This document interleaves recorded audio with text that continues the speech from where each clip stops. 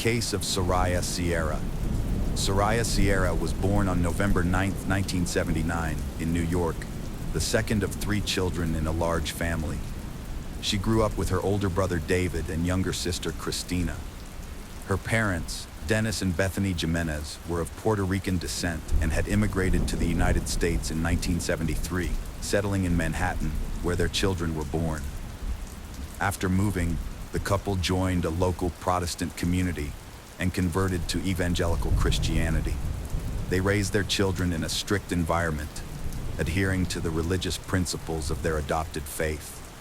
The family was regular churchgoers, socialized with other community members, and the children attended Sunday school. Soraya was an active and creative person who stood out for her strong will and complex personality. Unlike her younger sister Christina, who was quiet, obedient, and modest, Soraya was seen as a rebellious and mischievous individual. However, she still respected her parents and acknowledged their authority. In the Jimenez household, there were strict rules that everyone followed. These rules governed daily routines, everyday moments, and behavioral norms. For instance, the daughters were not allowed to interact with boys, go on dates, or stay out past 9 p.m.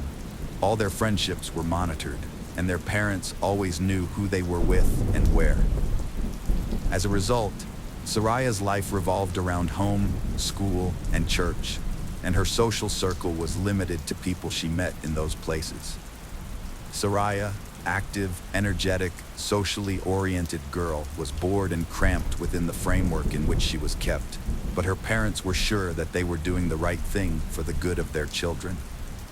During her school years, Soraya planned to enter a pedagogical university and become a teacher in the field of culture or arts. But closer to the end of her studies, she became interested in psychology and began to think about connecting her future profession with this field of activity. At a religious community meeting, a young woman named Soraya caught the eye of Stephen Sierra, a man 7 years her senior. He was the first to approach her, finding an excuse to chat. Soraya was just 18 at the time, and with her parents' approval, the two started dating. Stephen made a good impression on Dennis and Bethany, who thought he was a decent, polite, and honest suitor for their daughter. Though Soraya wasn't deeply in love with Stephen, she agreed to marry him, largely to gain independence from her parents' household and strict control.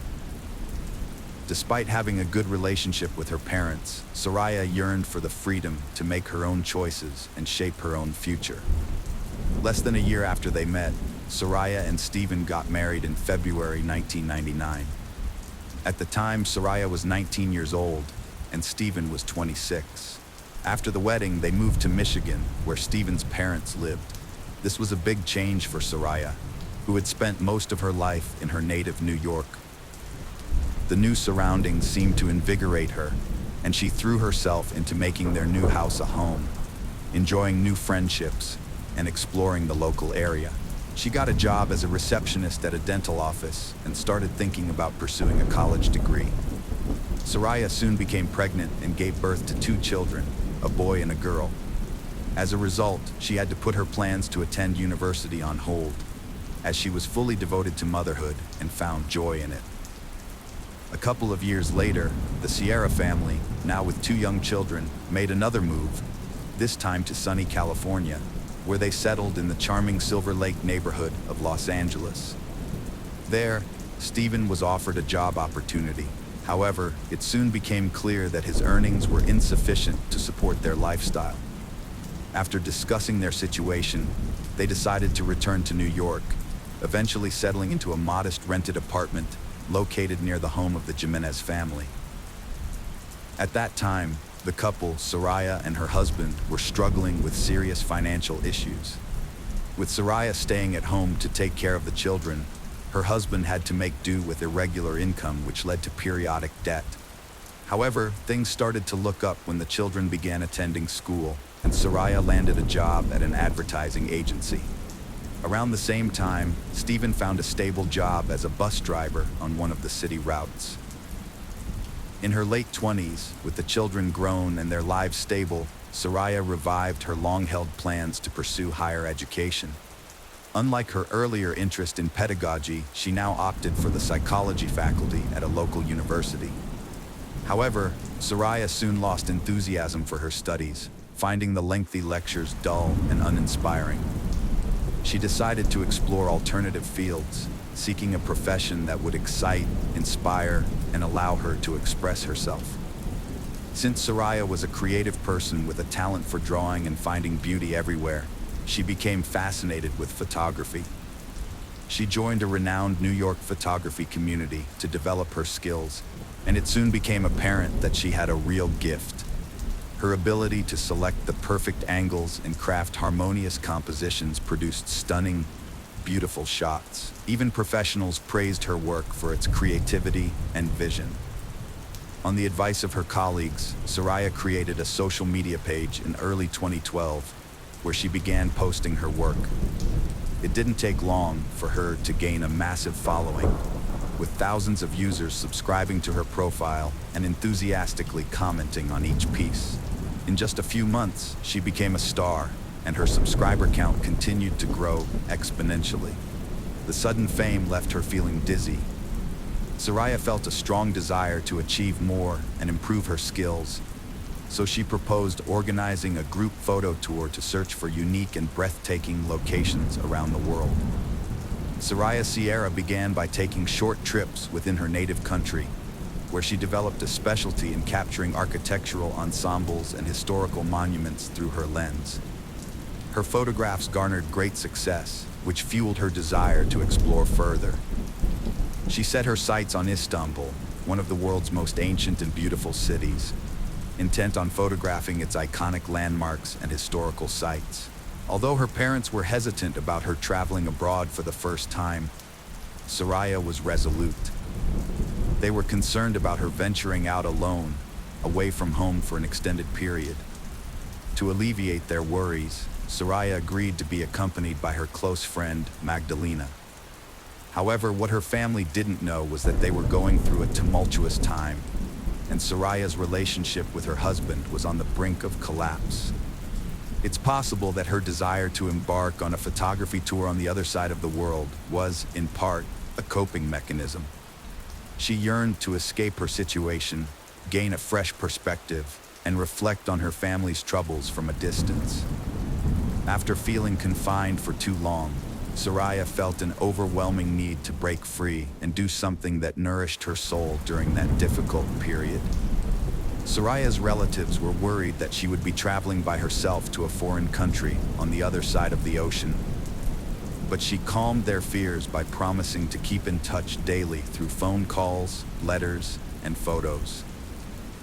Besides, Soraya had already lined up commercial photography projects in Germany and Austria, which were part of her meticulously planned itinerary. In fact, her whole trip was carefully timetabled, with every hour accounted for, leaving no room for spontaneity or changes. On January 7, 2013, Soraya boarded a flight from New York to Istanbul with limited cash, a smartphone, a tablet, and a DSLR camera with professional lenses. After arriving, she called her family to let them know she had landed safely and was heading to check into a budget hotel she had booked in advance, located in a remote and apparently unsafe area. It later emerged that Soraya was not alone in Istanbul. She was accompanied by a young man named Taylan, whom she had met on social networks in mid-2012. Taylan was the one who had persuaded her to fly to Turkey for several months. During this time, they had been in close contact and had developed a strong bond. Soraya had complete faith in her new friend, and they spent almost every day together, exploring the city's attractions. As a native of Istanbul, Taylan was intimately familiar with the city and organized exciting trips to the most interesting and sometimes unusual places. After Turkey, Soraya traveled to Europe for commercial photo shoots, staying with longtime subscribers to save on hotels. In Vienna, she met a young man who shared her passion for photography and hosted her for 2 days. The trip went as planned, with Soraya visiting each destination and meeting everyone on her schedule. On January 21st, 2013, Soraya finished her photo tour and called her parents and husband to let them know her flight details for New York. As she had never spent so much time away from home before, everyone was relieved her trip was ending. However, before departing, Soraya decided to take a final stroll around the city to capture some last-minute photos for her account. When Soraya's father arrived at the airport to pick her up, she was nowhere to be found among the passengers. Her phone was also unreachable, and all attempts to contact her failed. Concerned, her father approached the airline representatives, who informed him that no passenger by her name was on the flight. Soraya's husband, Stephen, immediately contacted her Istanbul hotel, where he was told that her belongings remained in the room and she hadn't checked out, despite being due to do so the previous day. She was also absent from the hotel for the second day.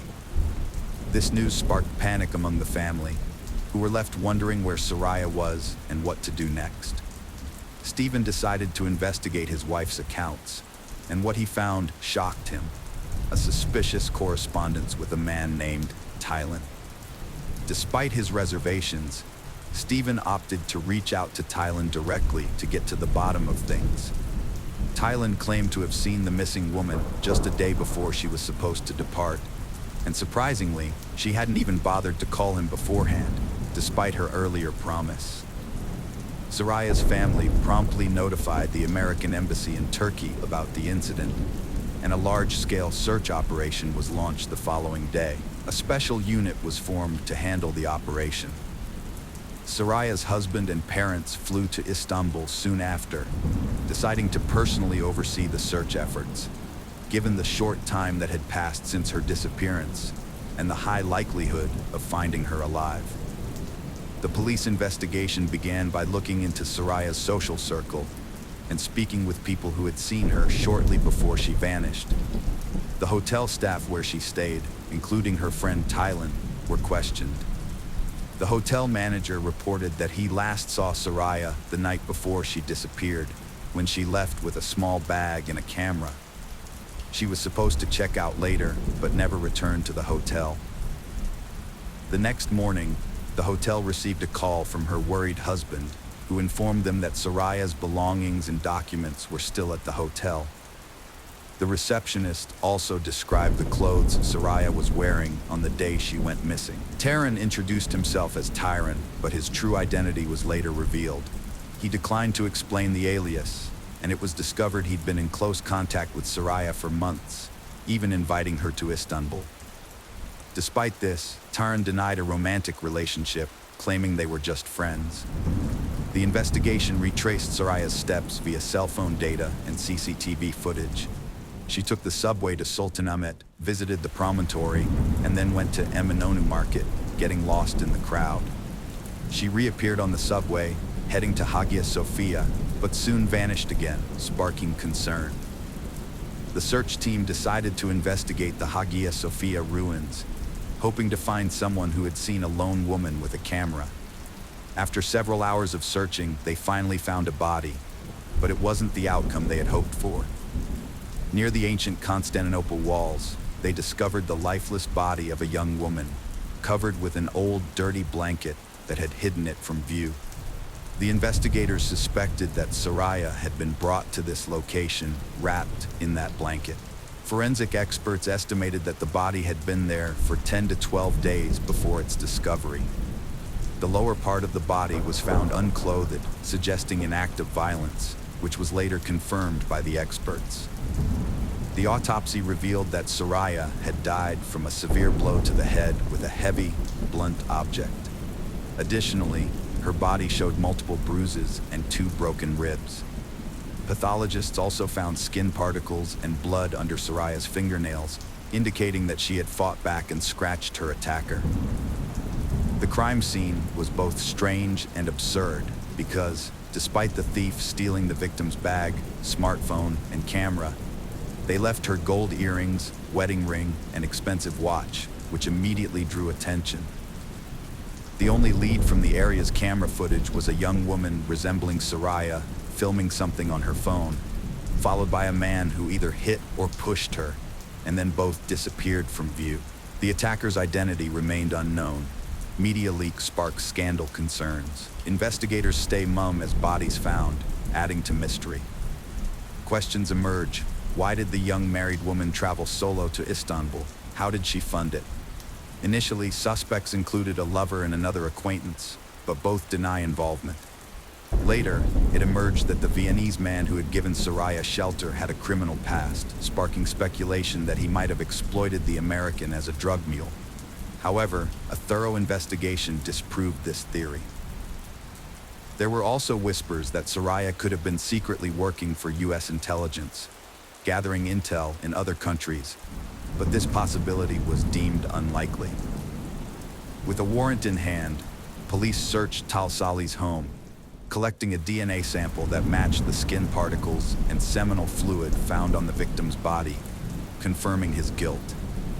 Furthermore, the victim's phone was last active in the same neighborhood where Talsali lived. When the authorities discovered that the criminal had escaped to Syria, they lost all hope of capturing him. However, they received an unexpected surprise when Talsali was arrested while attempting to illegally cross the border back into Turkey. After joining the Syrian rebels and acquiring weapons, he was injured in the conflict and decided it would be safer to return home. In the end, he was caught trying to bring his weapon back with him, which led to his initial arrest. When Talsali was questioned, he gave a disturbingly detailed account of what happened. He claimed to have been on a hiking trail along the walls of Shebeku when he saw a young woman, Soraya, taking pictures. He admired her from a distance for a few minutes, then approached her. Despite the language barrier, he tried to communicate with her using gestures, but failed to understand what she wanted. What caught his attention, however, was her brand new iPhone and expensive camera. As Soraya walked away, Talsali followed her, intent on robbing her. With night falling and no one else in sight, he saw an opportunity. When Soraya turned around and took a picture of him, Talsali became enraged and attacked her, hitting her on the head with a boulder. The two of them rolled down the wall, causing Soraya severe injuries, including bruises and broken ribs. After rendering Soraya unconscious, Talsali committed violent and intimate acts against her. He then delivered another severe blow to her head to kill her. Talsali stole Soraya's bag, camera, and phone and left the scene. On his way, he found a discarded blanket and returned to cover Soraya's body with it. By then, it was dark, and the chances of running into someone at the wall were minimal. Once he returned, he dragged the body to the side, positioning it so it wouldn't be visible from the nearby hiking path. He then covered it with a blanket and left the scene. During the search for the American woman, the perpetrator surprisingly revisited the crime scene to ensure she was dead and that her body remained where he had left it. When Talsali found out through the news that his victim's body had been discovered, he realized the police would soon be on his tail. So he decided to flee the country, borrowing money from his sister, who had always felt sorry for him.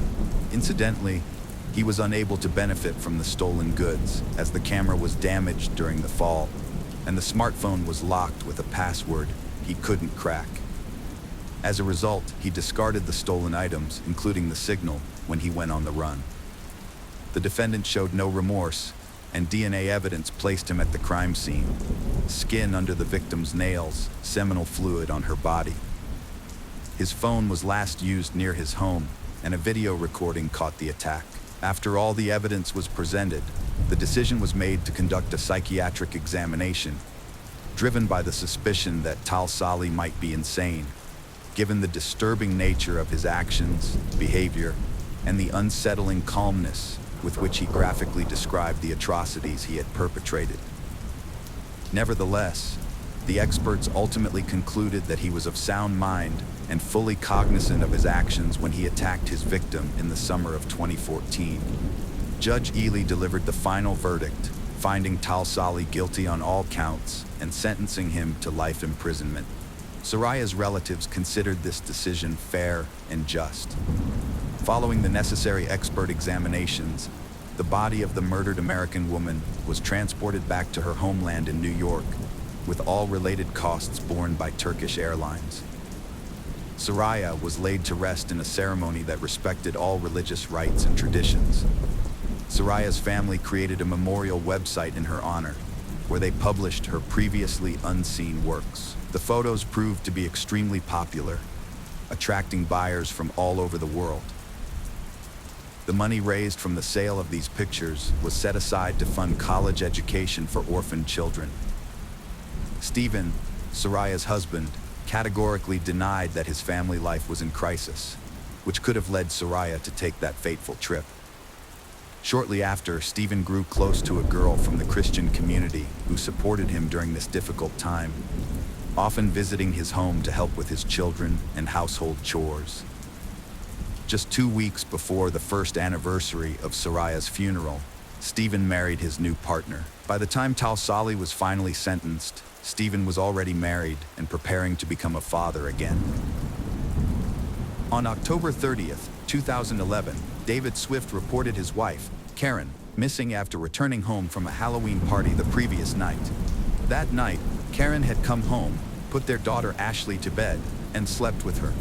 However, when David woke up the next morning, Karen was gone. Karen Swift was a 44-year-old mother of 4 from Dyersburg, Tennessee. She was cheerful and worked multiple jobs, including cleaning houses and teaching aerobics, to support her family. Friends described her as devoted and selfless, often prioritizing others' needs over her own. Despite her efforts to create a stable environment for her children, Karen's marriage to David was marked by conflict. David's controlling behavior became more evident. Friends observed that he was not supportive of Karen working outside the home, which increased tensions between them. David's actions became more erratic as he dealt with jealousy and insecurity about Karen's independence. Reports indicate that he started stalking her during outings and confronted her about her interactions with friends. This atmosphere of tension and control set the stage for the events that followed. Karen and David's relationship was marked by infidelity from both partners. David had previously had an affair that led to the birth of another child. Although they reconciled, their trust remained fragile. In October 2011, Karen filed for divorce due to ongoing marital issues, just 3 weeks before she vanished. This filing was a significant shift in their relationship, causing increased tension at home. David reportedly reacted poorly to the divorce, feeling threatened by Karen's desire for independence. On the night of October 29, 2011, Karen Swift went to a Halloween party in her small town of Dyersburg. She received a call from Ashley to pick her up from a friend's house late that night and fell asleep next to her when they returned home. In the early morning hours of October 30th, 2011, David Swift called the police to report that his wife, Karen Swift, was missing. He expressed concern for her safety and was worried about where she might be.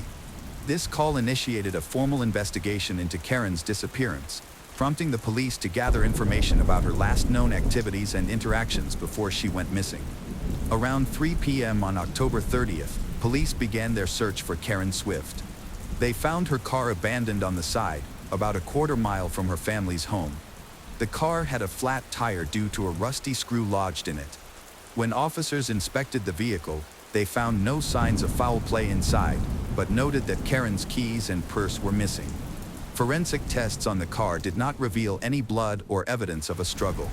The discovery of the abandoned car raised more questions about Karen's whereabouts and prompted investigators to widen their search in the nearby areas. David stated that he last saw Karen around 2 a.m. when she came home with their daughter, Ashley, after a Halloween party. David told the police that both Karen and Ashley went to bed shortly after arriving home. Later, during additional police interviews, David mentioned that he briefly checked on Ashley to ensure she was safe before going back upstairs to sleep. His version of events raised suspicions among investigators about the timeline of Karen's disappearance and whether he was involved. He also claimed he did not know of any plans Karen might have had for that night and was confused about her sudden absence. Witnesses reported a pattern of controlling behavior from David toward Karen. Friends described his jealousy and possessiveness, mentioning that he would often only call Karen while she was out with friends. They also noted instances of David stalking Karen, leading to serious confrontations in their relationship. These behaviors raised red flags about Karen's safety and were a significant part of the investigation into her disappearance. Detectives gathered evidence and recognized how crucial testimonies were for grasping the complexities of Karen and David's troubled marriage. After Karen went missing, David approached law enforcement and offered to assist in the search for his wife. Notably, he arrived at the local police station using crutches, claiming that he had re-injured his knee, which he had previously operated on a few months prior. The timing of this injury, coinciding with his wife's disappearance amidst their troubled relationship, raised suspicions. On December 10, 2011, the investigation into Karen Swift's disappearance took a significant turn when her remains were found in a cemetery less than 3 miles from the Swift family home. 2 hunters made the discovery and promptly informed the police. Investigators quickly arrived to secure the area, and forensic analysis later confirmed that the remains were those of Karen Swift. An autopsy revealed that Karen had suffered blunt force trauma to the head, which was ruled a homicide. This finding changed the nature of the investigation from a missing person case to a homicide case. The autopsy showed that the trauma Karen suffered would have been deadly. However, because a significant amount of time had passed since her disappearance, figuring out the exact details of her death was difficult. Investigators observed that there were no signs to suggest that the murder took place at the cemetery. It seemed Karen's body had been moved there after she died. Finding her remains brought renewed attention to David Swift as a suspect, particularly because the nature of her injuries and the location of her body raised important questions about his potential involvement. Investigators started to examine David's actions and statements more carefully, looking for any evidence that could connect him to her death. They discovered that Karen had obtained a second cell phone to prevent David from tracking her, which indicated her wish for privacy amid their troubled relationship. During the investigation, David claimed he didn't know about this second phone. However, authorities found that the number was saved in his work phone. During interviews with investigators, David seemed more concerned about Karen's actions than about her well-being. The detective pointed out that David's fixating on his wife's supposed drinking and partying suggested he might be hiding something. However, despite these observations, investigators faced challenges in finding physical or eyewitness evidence that connected David to the homicide, which hindered the progress of the investigation. In the months after Karen disappeared, David moved to Alabama and got remarried. He stayed involved in raising their daughter, Ashley, but did not provide any new information about Karen's case. Ashley wanted to learn more about what happened to her mother but felt increasingly hopeless about finding any answers. Authorities looked into David's claims about changes in Karen's behavior, particularly regarding her new friendships. Investigators examined this narrative to see if it was relevant to her disappearance. From December 16 to 20, 2011, forensic examinations took place at both the Swift home and Karen's vehicle. Investigators found no evidence of foul play in the house but noticed some mess in Karen's bedroom. They also found 7 gallons of bleach, which David claimed were for cleaning after a neighbor's dog poisoning incident. As the investigation continued in January 2012, law enforcement made public appeals for information about Karen's disappearance and death, hoping to find witnesses who had seen her or knew where she was last seen. However, the lack of solid evidence against David slowed the progress of the case. Authorities pursued various leads and collected testimonies suggesting David's possible involvement in Karen's murder. The investigation remained open throughout 2011 and 2012 as they worked to achieve justice for Karen Swift. On August 8, 2022, David Swift was charged with first-degree premeditated murder in connection to his wife's death, representing a major breakthrough in a case that had been unresolved for over a decade. This arrest surprised many in the community and Karen's family, who had struggled for years with uncertainty surrounding her disappearance. Ashley Swift, Karen's daughter, voiced her confusion and distress regarding her father's arrest. After years without a clear suspect, she found it hard to cope with the sudden shift in the investigation. The arrest also deeply affected the Dyersburg community. For over 10 years, residents had closely followed the case, often discussing it in search of answers about Karen's fate. The investigation's stagnation left many feeling frustrated and hopeless. Danny Goodman, the prosecutor at the time, believed that earlier investigators in Karen's case were waiting for a key piece of evidence that could prove David's guilt. However, as the case developed, it became clear that such evidence did not exist. The investigation was interrupted by global issue, causing everything, including Karen's case, to come to a standstill. Instead of halting their work, the prosecutors seized this time to examine about 30 large bins of files related to Karen's murder. Goodman confirmed that they never discovered any crucial evidence against David, but they did find that the case resembled a puzzle with a clear motive. Goodman was revealed that throughout their relationship, David had managed to control nearly every aspect of Karen's life. However, he began to realize that he was losing that grip. The combination of losing control, Karen's social activities, and the impending divorce increased his frustration, ultimately leading him to plot her murder. The prosecution built a clear case regarding the murder of Karen Swift. Here's how they believe the events unfolded. On October 30th, Karen received a call from Ashley, picked her up, and they both returned home, eventually falling asleep together in bed. While they were asleep, David moved Ashley to another room and then carried out his plan. He dragged Karen to the garage, brutally stomped on her head to make her death look like the result of an abduction. Afterward, he placed Karen's body in the car, drove to the cemetery, where he disposed of her body and covered it up to create the illusion that she had been kidnapped. In the days that followed, David approached the authorities and offered to assist in finding his wife's killer. The prosecution noted that he visited the authorities using crutches to suggest he could not have dragged Karen's body. He explained that he was on crutches due to a knee injury he had sustained after surgery months earlier. The prosecutors dismissed the idea that Karen left on her own or was abducted, arguing that several unlikely assumptions would need to be true for this theory to make sense. For example, if Karen had left voluntarily, she would have needed to have plans to meet someone, but there was no evidence of this. Additionally, if she didn't leave on her own, it was puzzling why she would move Ashley to another room. Another important factor to consider is that toxicology reports showed Karen had taken Benadryl before going to sleep. Benadryl is a sleep aid, so if Karen intended to go out after dropping Ashley off, it's puzzling why she would take a sleeping pill beforehand. To strengthen their theory of an alleged crime, prosecutors presented a substantial amount of evidence, most of which was circumstantial and gathered over 10 years ago. During the trial, it was shown that Karen's secret phone had no activity after she got into bed with Ashley.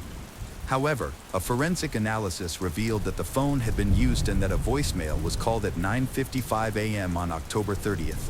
By this time, several hours had elapsed, and investigators had not yet located either Karen or her phone.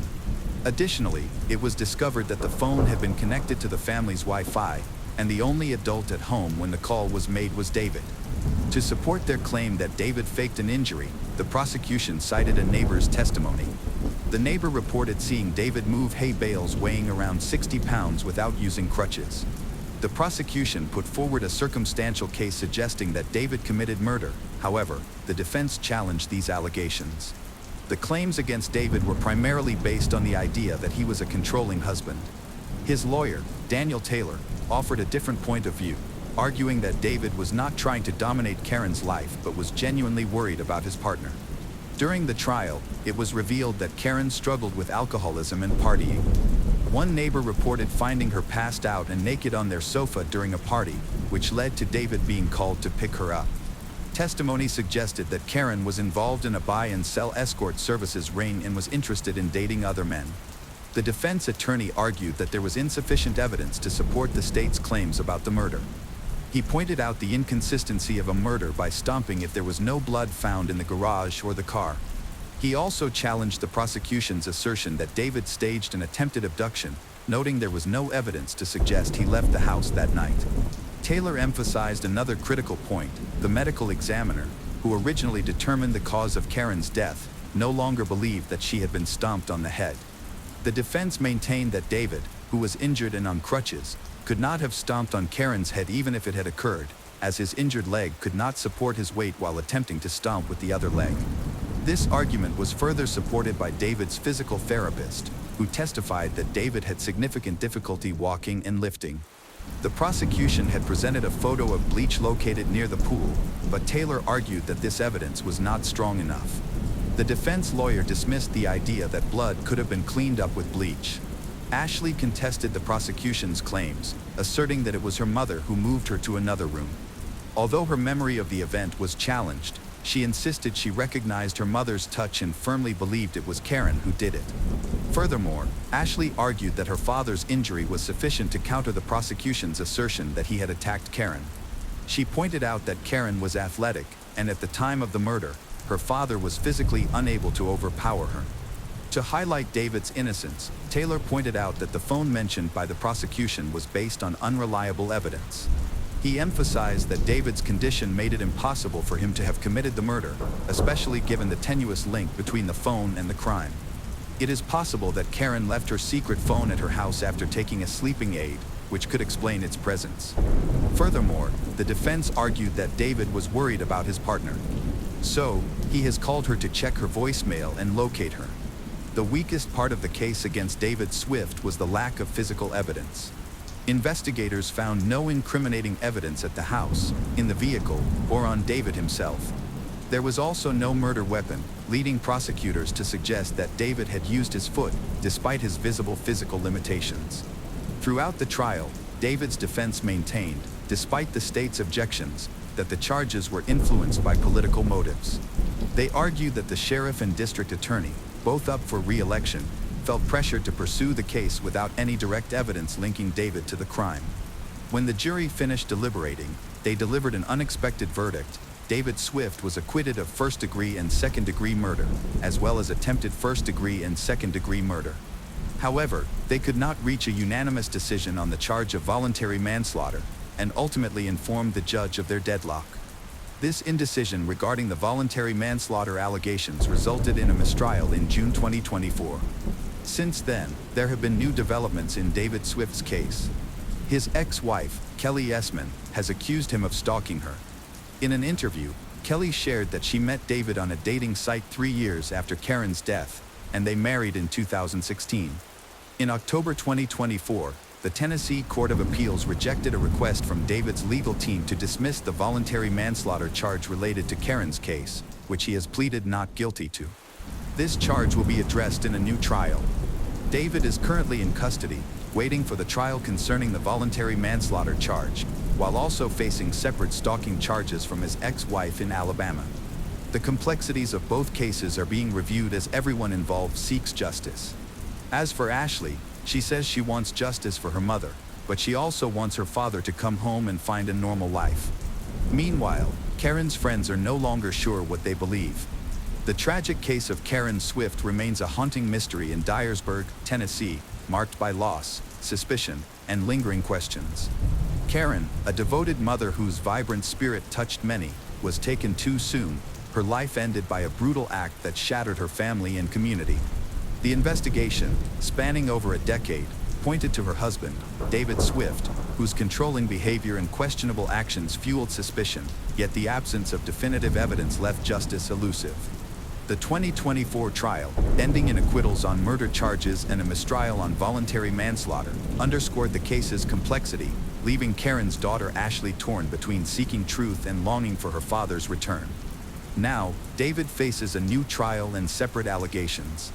Karen's memory endures through those who loved her, a poignant reminder of the fragility of trust and the enduring quest for answers in the face of tragedy. The case of Valeria Vivano. Valeria Fernandez Vivano was born on May 29, 1996, in Laguna, a small commune near Santiago, Chile's capital city. She was the youngest of 3 children born to Miguel and Jacqueline Vivano. Valeria grew up with her older biological siblings, Michelangelo and Daniela. Her father worked for a transportation company, while her mother was a dedicated homemaker who focused on raising their children and creating a warm home environment. When Valeria started school, her parents decided to separate, which was a huge shock to her. Although they continued to communicate after the divorce, and her father remained involved in their lives, providing financial support, Valeria harbored resentment towards him. They would occasionally argue, sometimes not speaking for months, but they always reconciled. After the divorce, Miguel Vivano remarried and had 2 more children, becoming Valeria's half-siblings. Despite this, Valeria, Daniela, and Michelangelo maintained warm relationships with them. Jacqueline, on the other hand, never remarried, focusing on raising her children and later caring for her grandchildren from her older children. Valeria showed a strong-willed character, determination, and perseverance from a young age. She excelled academically, participated in sports, and demonstrated courage and a strong sense of justice, often putting others' needs before her own. Valeria's desire to help those around her, protect the vulnerable, and fight for justice likely inspired her to pursue a career in law enforcement. After graduating from high school, Valeria enrolled in the police academy in Santiago, where she graduated with honors in 2016 at the age of 20. The following year, she joined the Chilean police force and began working in the capital's serious crimes unit. From the start of her career, Valeria demonstrated herself to be a dedicated and passionate law enforcement officer, driven by a strong sense of justice. She was deeply committed to her job, performing her duties with diligence and always ready to respond to any situation at a moment's notice. Whether it meant leaving in the middle of the night to investigate a crime scene, pursuing suspects at personal risk, or providing emotional support to those who had lost loved ones, Valeria was always willing to go the extra mile. Her colleagues praised her as kind, cheerful, and friendly, yet she remained a consummate professional and trustworthy partner.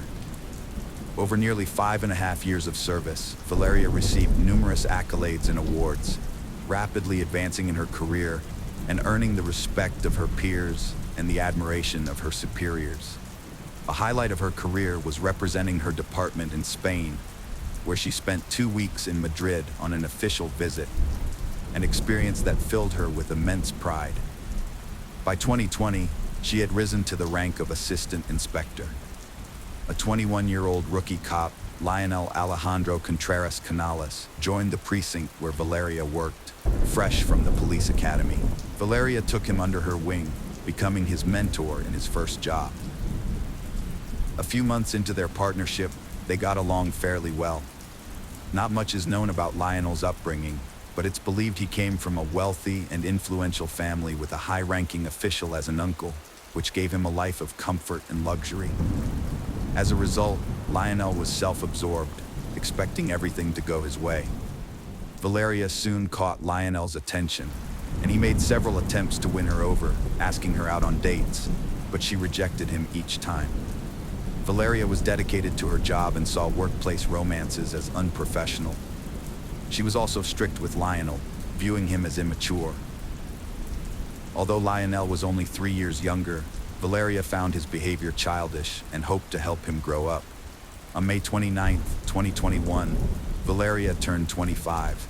She celebrated her birthday at her mother's house, surrounded by many guests, including relatives, friends, and work colleagues. However, Lionel was not invited.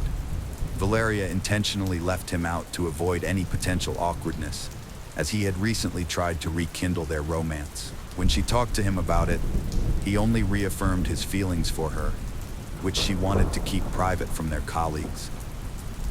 Valeria looked upset despite the festivities. She was trying to conceal her sadness with a fake smile.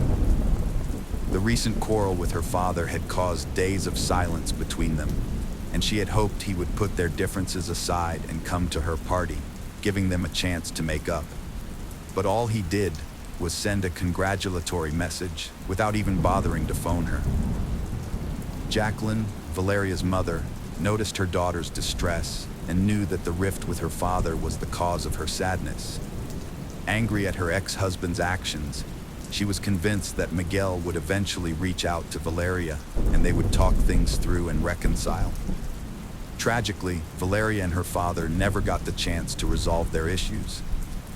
2 weeks later, she lost her life in a fatal shooting while on duty on June 13, 2021. Valeria was participating in street patrols and vehicle checks that night, searching for suspects related to a crime that had occurred the previous day in a suburb of the capital.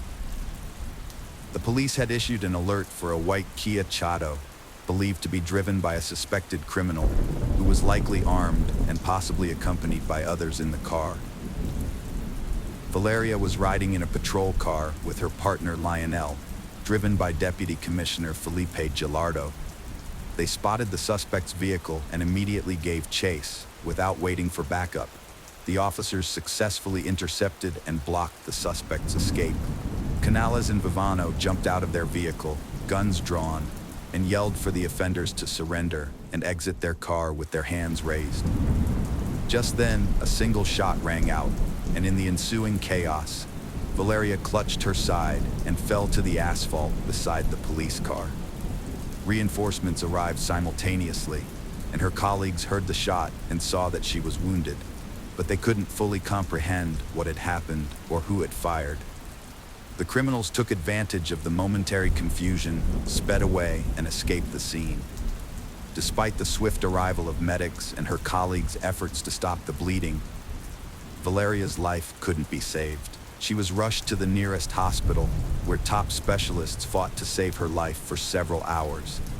Unfortunately, due to severe blood loss and damage to vital organs, Valeria passed away on the operating table, never regaining consciousness. Valeria's family rushed to the hospital after hearing the news, but they were too late. Miguel, her dad, was overwhelmed with grief and regret, haunted by their recent petty argument. His guilt was so intense, it put his own health at risk. Valeria died in the line of duty during an operation to catch dangerous criminals, hailed as a hero for giving her life to ensure others' peace and safety. Local media extensively covered the story, praising her courage and selflessness. The public was shocked and captivated by the arrests, and soon the suspects were identified as 19-year-old Miguel Alejandro Cupin and his 17-year-old accomplice, whose name was not released due to his age. Both had previous convictions for minor crimes. In response to the arrests, Chile's president, Miguel Juan Sebastián Pinera, issued an official statement promising that those responsible would face the full extent of the law. As the investigation progressed, some facts didn't add up. Valeria's body was returned to her family after the autopsy and buried in a capital city cemetery, with hundreds attending the funeral. Her parents described the experience as a terrible nightmare. Notably, among those who carried Valeria's coffin was her colleague Lionel, who seemed more grief-stricken than anyone else. However, other colleagues reported that there had been recent tension between Valeria and Lionel, to the extent that Valeria didn't even invite him to her birthday celebration. Legal proceedings started right after the funeral against those arrested the next day. Initially, everyone thought the guilty ones were caught and proving it would be easy. But it soon became clear the investigation was flawed, with key details missed and evidence ignored. A month and a half after the officer's death, 2 employees were suspended for their alleged role in the incident. Valeria's parents were called to the prosecutor's office, expecting new evidence. Instead, they were devastated to learn from prosecutor Juan Carlos Carrasco that their daughter died from a bullet fired by her colleague. Subsequent investigations showed that the fatal shot was fired from a service weapon held by one of Valeria's co-workers. A same-day ballistics test confirmed this, but the results were tampered with, and the bullet's characteristics, shape, caliber, and weight were incorrectly recorded in the evidence locker. Furthermore, the bullet had passed through Valeria's body, but it wasn't extracted. Instead, it was reported to have been extracted, and the entry and exit wounds in the forensic reports were switched. The shot was fired into her back, not her abdomen. Furthermore, the detainees who were on trial, claiming to have confessed to their involvement and were on the verge of imprisonment, began filing complaints. They alleged that their confessions were obtained through torture and threats, and the pistol they had with them that evening was not even loaded. Moreover, their involvement in the prior crime that prompted the interception plan that fateful night remained unconfirmed. A surprising twist emerged in the public's perception of Vivano, transforming her from a tragic hero who died in the line of duty to an innocent victim betrayed by her own colleagues. As a result, the main suspect shifted to Felipe Gilardo Ara, who was driving the police car, and Lionel Alejandro Contas Canales, Vivano's partner, who was seated in the back. Both were immediately suspended from duty. On August 5th, it was discovered that the fatal bullet came from a police-issued weapon. A document surfaced showing examination results that implicated Lionel as the prime suspect, as he was the only one with gunshot residue on his hands, a crucial finding that had been mysteriously left out of previous reports. Additionally, several other vital documents, including ballistics examination reports and the pathologist's conclusions, were improperly stored in an archive box that had not been thoroughly reviewed. It remains unclear whether this was an accident, an oversight, or a deliberate attempt to conceal crucial evidence. The police officers involved in the operation to catch the criminals surprisingly became suspects in the murder of their fellow officer. Along with the suspects already arrested, they participated in a reenactment of the events of that night to clarify what had happened. In the reenactment, Philippe, who was driving, explained that he could only see Valeria, who was sitting next to him in the front passenger seat, when she got out of the car. Lionel, who was sitting behind them, also exited the vehicle, but Philippe couldn't see what he was doing. According to Philippe, Valeria took just a few steps before a shot was fired, causing her to fall to the ground. At that point, Lionel rushed to help the injured woman and provide first aid to try to save her life. Lionel gave a different account of what happened, saying that he and his partner Valeria got out of the patrol car at almost the same time, but she rushed forward immediately after the shot was fired. He denied shooting his colleague, Valeria, and claimed that Philippe, the driver, should have seen him trying to help Valeria and confirmed this. According to Lionel, he was the first to assist Valeria and tried to stop her bleeding to prevent her from dying. The investigation managed to reconstruct the events, despite inconsistencies in the witnesses' statements. They found that Canales was behind his partner when the shot was fired, which corresponded with the bullet's trajectory. Furthermore, he was the only one with traces of gunshot residue on his hands. Lionel was arrested as prime suspect after secret reports and test results were released, while other detainees were freed on condition they stay local, lacking evidence to implicate them. But the officers' motives remained unclear. The prevailing theory is that a tragic accident occurred when an inexperienced young officer unintentionally fired his weapon while standing behind his partner. In a state of panic, he attempted to assist her. Later, when submitting his service weapon, he falsely claimed not to have fired it.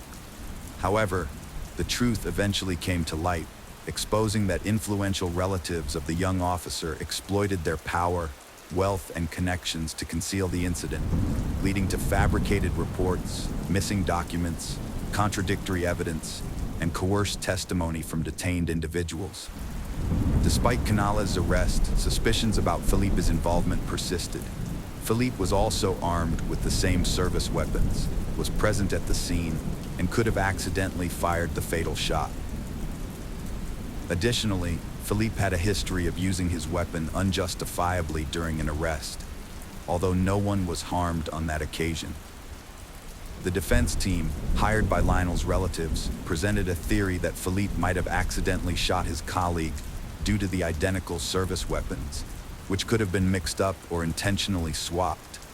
Felipe's own testimony was inconsistent, and he claimed he couldn't accurately describe the events that took place.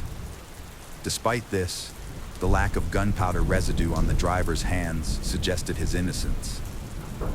Felipe's explanation that the residue came from when he was compressing the victim's wound was not believable, given that Valeria's blood stains remained on his hands. The investigation was widely criticized, and the victim's parents were left feeling desperate, leading to public outrage and a loss of trust in law enforcement. Following further investigation, Lionel remained the sole suspect. Lionel was ultimately found guilty of manslaughter and sentenced to 12 years in prison. However, in a surprise move, the Supreme Court later overturned the sentence, reducing his imprisonment to just 540 days. Valeria's family is now planning to sue the Chilean state, accusing the judges of corruption. The case of Lassie Peterson. Lassie Rocha was born on May 4, 1975, to Sharon and Dennis Rocha. When Lassie and her older brother Brent were still young, their parents got divorced. After the divorce, Lassie's mother married Ron, a dairy farmer, who became a significant father figure in her life. Ron helped raise Lassie and played an important role in her upbringing. With her cheerful and outgoing personality, Lassie was known for her bright smile and bubbly nature. She loved talking to people and was always eager to engage in conversations, which made her a natural attention seeker. She thrived in social situations and was very popular. Growing up on a dairy farm with her stepfather, Lassie developed a strong connection with nature. She spent a lot of time exploring and enjoying the outdoors. One of her favorite activities was gardening with her mother, which brought them both a lot of joy and fulfillment. As a teenager, Lacey attended Thomas Downey High School and was a cheerleader. Her outgoing and bubbly personality made her a perfect fit for this role. She became very popular at school and made a lasting impression as the ideal cheerleader. After graduating from high school, Lacey went on to attend California Polytechnic University, where she studied ornamental horticulture. Her passion for plants and wildlife inspired her to specialize in this field. While at Cal Poly, Lassie regularly visited her friend who worked at a restaurant in Morro Bay. That's where she met Scott Peterson, a co-worker of her friend. Lassie was instantly attracted to Scott and soon found herself smitten. She decided to take the initiative and gave him her phone number. Scott quickly got in touch with Lassie, and they instantly clicked during their first conversation. After some anticipation, Scott asked Lassie out on their first date, a deep-sea fishing trip. Unfortunately, Lassie got seasick during the outing. Despite the unfortunate start, Lassie and Scott continued seeing each other, and their relationship became more serious over time. They eventually decided to live together. Before meeting Lacey, Scott had ambitions of becoming a professional golfer, but as their relationship progressed, his priorities changed, and he opted to focus on a business career instead. In 1997, Lassie graduated from California Polytechnic State University, followed by Scott's graduation the next year. This marked a significant turning point in their lives, filled with promise and potential. On August 9, 1997, the couple exchanged their wedding vows in Avila Valley, San Luis Obispo County, surrounded by a picturesque resort setting. They celebrated their love and commitment to each other. After getting married, Lassie and Scott launched a new business venture by opening The Shack, a sports bar in San Luis Obispo, California. Although business was initially slow, the couple eventually saw a steady increase in customers, with weekends often being particularly busy. After several successful years, in 2000, Lassie and Scott made the difficult decision to sell The Shack. Despite the bar providing a steady income, they decided it was time to explore new opportunities. Following careful consideration, they finalized the sale and relocated to Lassie's hometown of Modesto, California. In Modesto, Lassie and Scott bought a beautiful 3-bedroom, 2-bath home in a high-end neighborhood. Lassie took on a part-time job as a substitute teacher, while Scott worked for a European fertilizer company.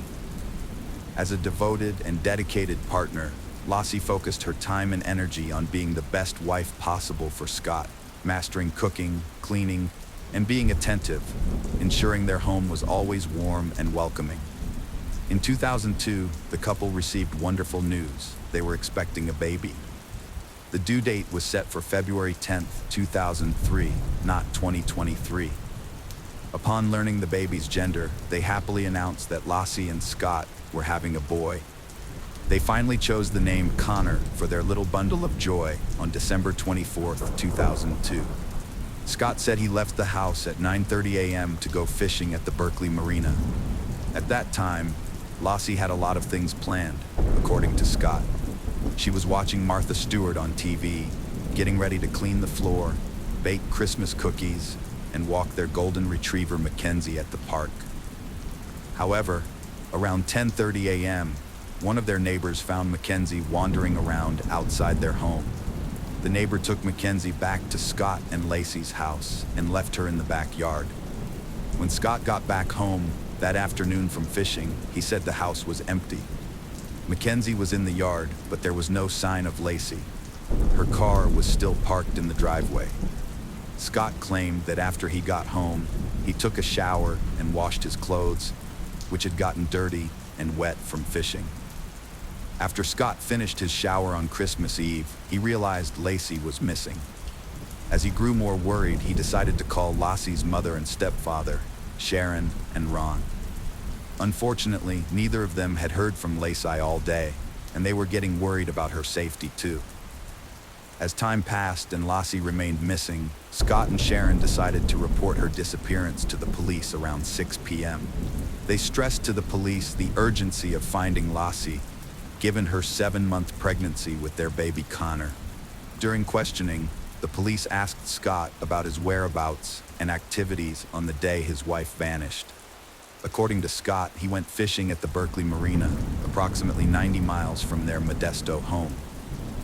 However, the police would later reveal that they suspected foul play in Lossie's disappearance from the start of their investigation. Initially, the police did not treat Lossie's case as suspicious, despite the family's concerns.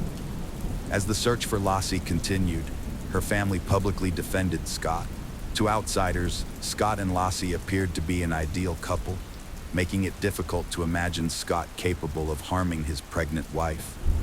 As the investigation into Lossie's disappearance continued, the police became increasingly suspicious of Scott.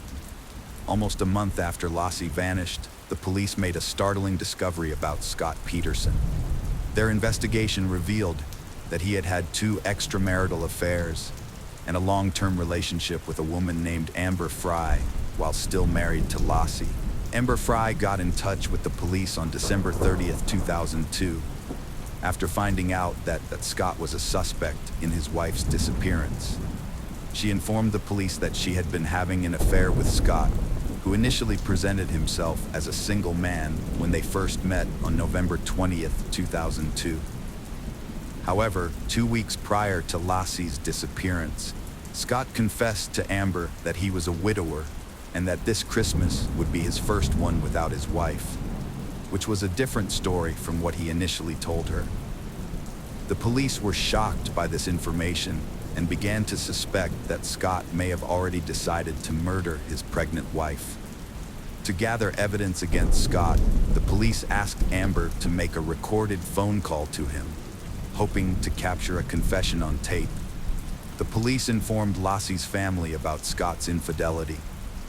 It was not until they showed her a picture of Scott with Amber that Lossie's mother, Sharon, finally accepted Scott's guilt in Lossie's murder. Lacey's family stopped supporting Scott in the search for her after learning of his affairs. The massive search effort involved multiple resources and over 900 volunteers. At a press conference, a police officer doubted she left voluntarily on December 24th. The media frenzy focused on the story of a devoted wife and daughter vanishing on Christmas Eve. After Lossie disappeared on December 24, 2002, a $25,000 reward was initially offered for information leading to her safe return. As time passed with no leads, the reward was increased to $500,000 to raise awareness and gather more information. Posters of Lossie were displayed prominently in Modesto, California, and a website was created by one of her friend's husbands to spread the news. Months later, on April 13, 2003, a couple walking their dog in the Richmond's Point Isabel Regional Shoreline Park made a horrifying discovery. They found the decomposing body of a male infant.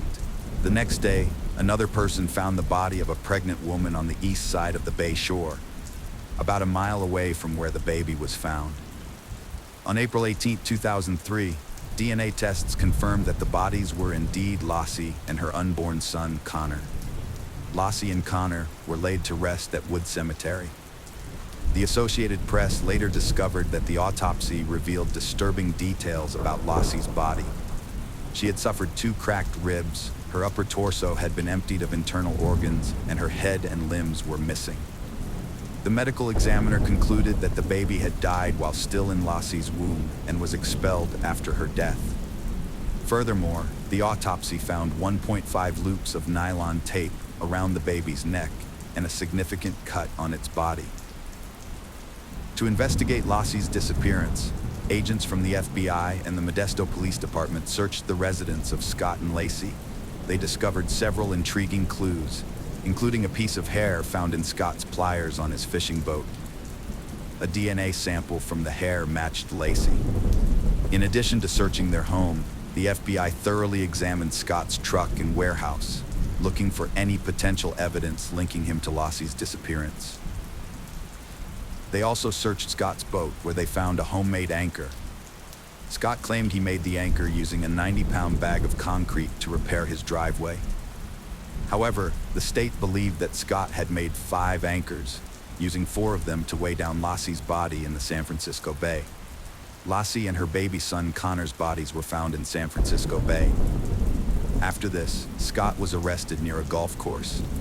Notably, Scott's hair was bleached blonde, and his car was packed with $115,000, survival gear, camping equipment, 4 cell phones, and 2 driver's licenses. This evidence suggested he was preparing to flee, but his father claimed the license was borrowed to get a golf course discount, and the packed car was due to media scrutiny. Scott's trial started a year after his arrest in June 2004.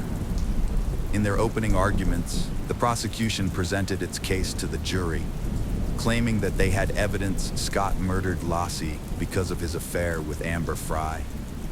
The prosecution highlighted Scott's suspicious behavior in the days leading up to and following Lassie's disappearance, pointing out inconsistencies in his initial police statement.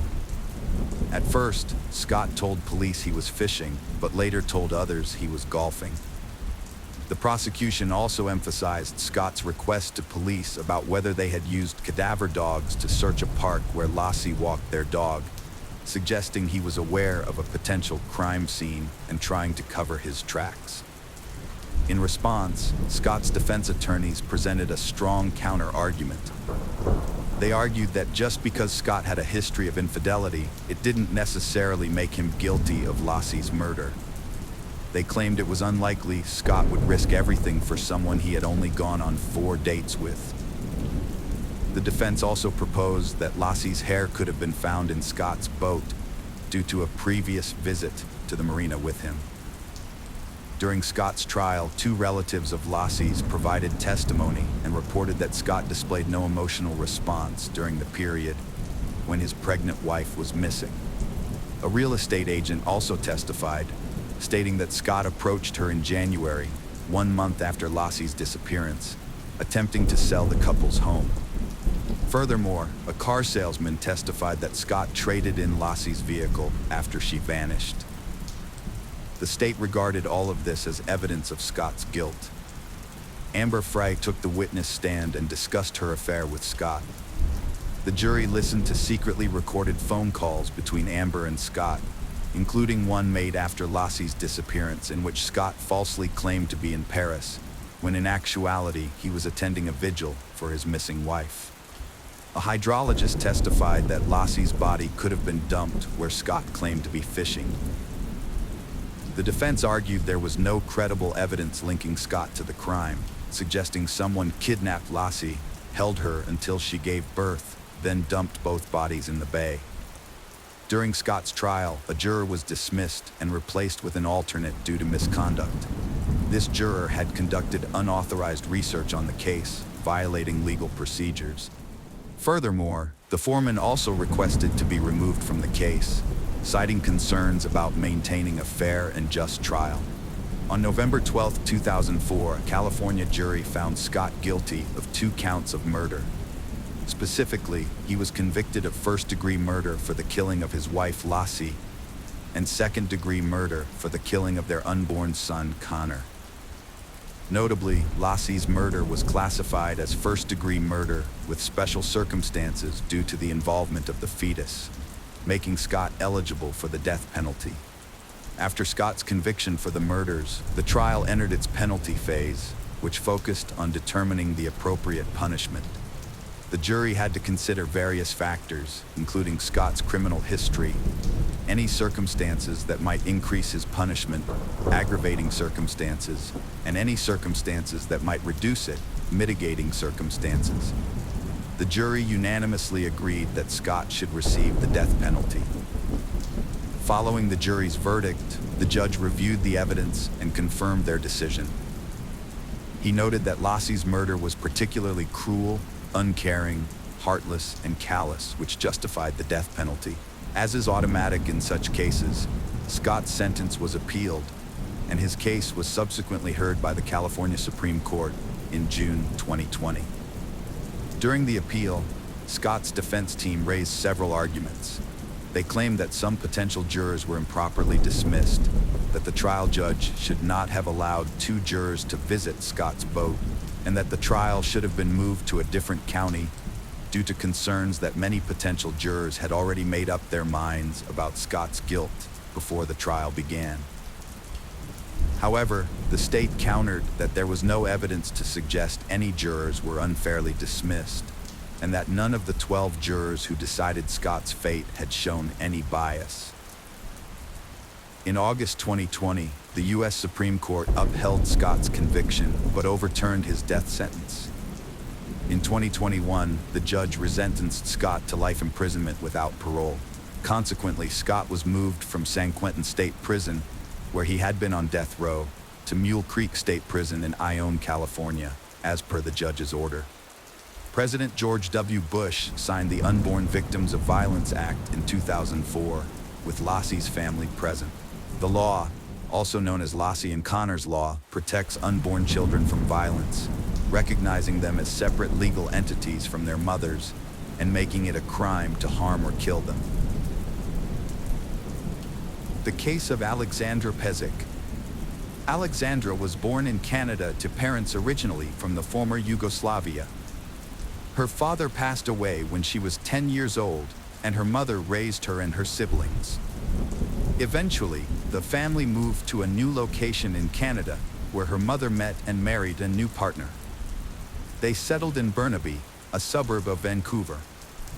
Alexandra grew up to be a beautiful and intelligent young woman, becoming the pride of her family. She frequently participated in beauty contests and won several of them. In 1984, she represented Burnaby in the Miss Canada pageant.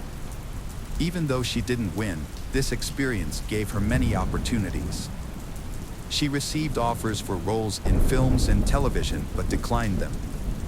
Instead, Alexandra determined to become a dental hygienist. Alexandra and her mother had a hobby of touring houses for sale every week, dreaming of owning one someday. One Sunday, while visiting a house and speaking Serbian in the yard, a woman approached them and joined their conversation. She introduced herself as Jelka and shared that she had the same hobby. Jaka gave them her business card and invited them to her auto repair shop. A few months later, Alexandra needed car repairs and remembered meeting Jelka. Alexandra called the number on the card and took her car to her shop. Jelka arranged a coffee meeting where her 27-year-old son, Joe Pezic, met 20-year-old Alexandra Ignatovich. They hit it off immediately, and at that time, no one expected that this meeting would be fateful. Alexandra and Joe's relationship progressed quickly. Initially, Joe took Alexandra to the finest restaurants and gave her large bouquets of flowers. Just a month later, he proposed. However, they chose not to rush the wedding. The planning of the wedding stretched over an entire year. During this time, Alexandra got to know Joe better and realized that both he and his mother, Jelka, wanted to control everything she did. They always let Jelka decide things. Jelka decided how many guests to invite to the wedding, which wedding dress to choose, and which traditions to follow.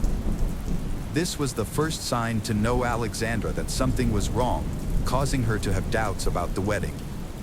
Nevertheless, Alexandra chose not to abandon the relationship and married on June 11, 1988. Alexandra expected everything to work out, but unfortunately, the situation worsened. She was particularly concerned about her mother-in-law, Jelka, who kept interfering in her relationship with Joe. Her mother-in-law insisted on controlling everything between them and demanded that all decisions be made only after seeking her approval. She even tried to control Alexandra's daily activities, her appearance, her clothes, and her makeup. This stress was compounded by Joe's actions. He asked her to always be wholehearted in everything, maintain discipline at work, and focus completely on him. He also managed her finances. Although Alexandra earned a good income, but she couldn't spend any money on herself without the family's permission. Eventually, she wasn't allowed any personal expenses, leading to numerous arguments. The tension between the spouses increased.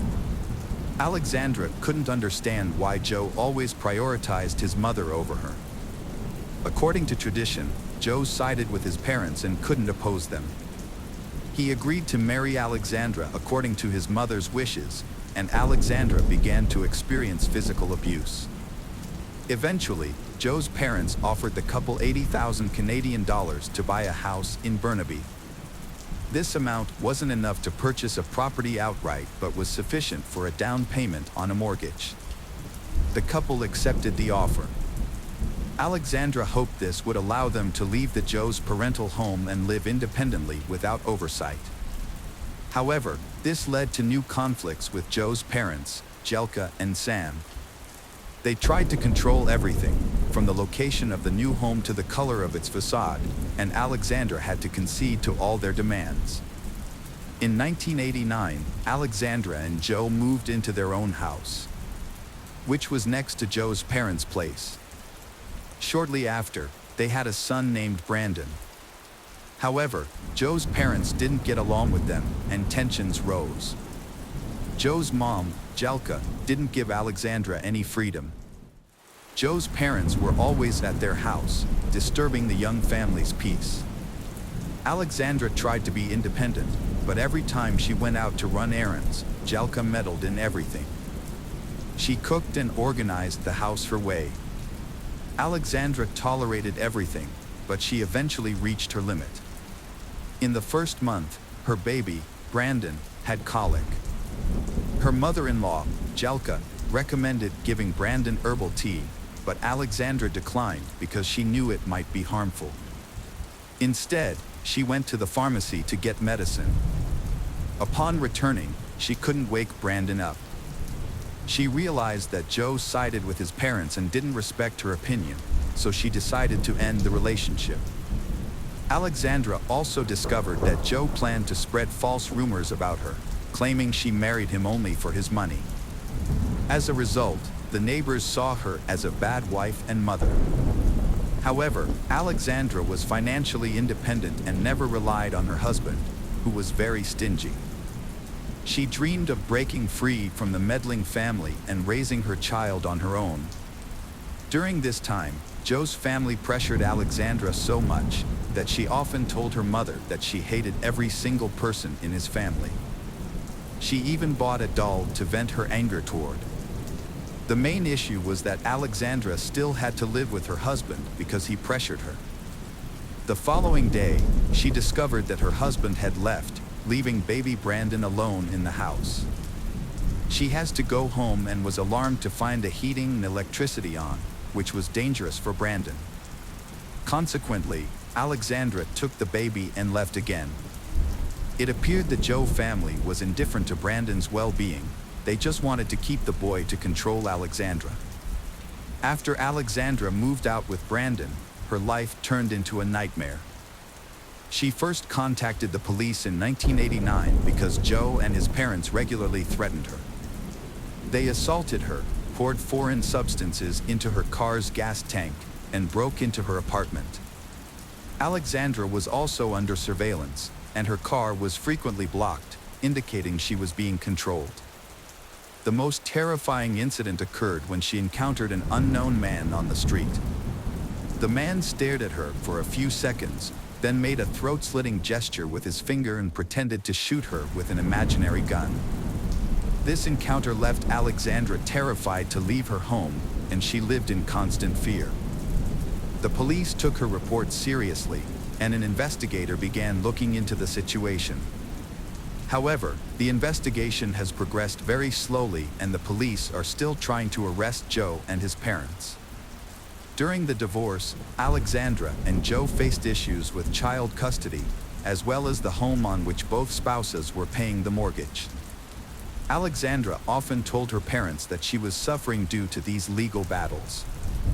Joe's parents caused her emotional and financial stress, making her condition worse. They were eager to gain full custody to teach Alexandra a lesson. During the hearings, Alexandra and her lawyer fought back strongly. Joe and his mother primarily sought ownership of the house. According to Joe's family, they had made the initial payment for the house and covered part of the monthly payments, as well as financed the repairs.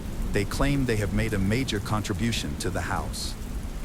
The lawyer presented all the calculations showing that the Joe family indeed invested more money.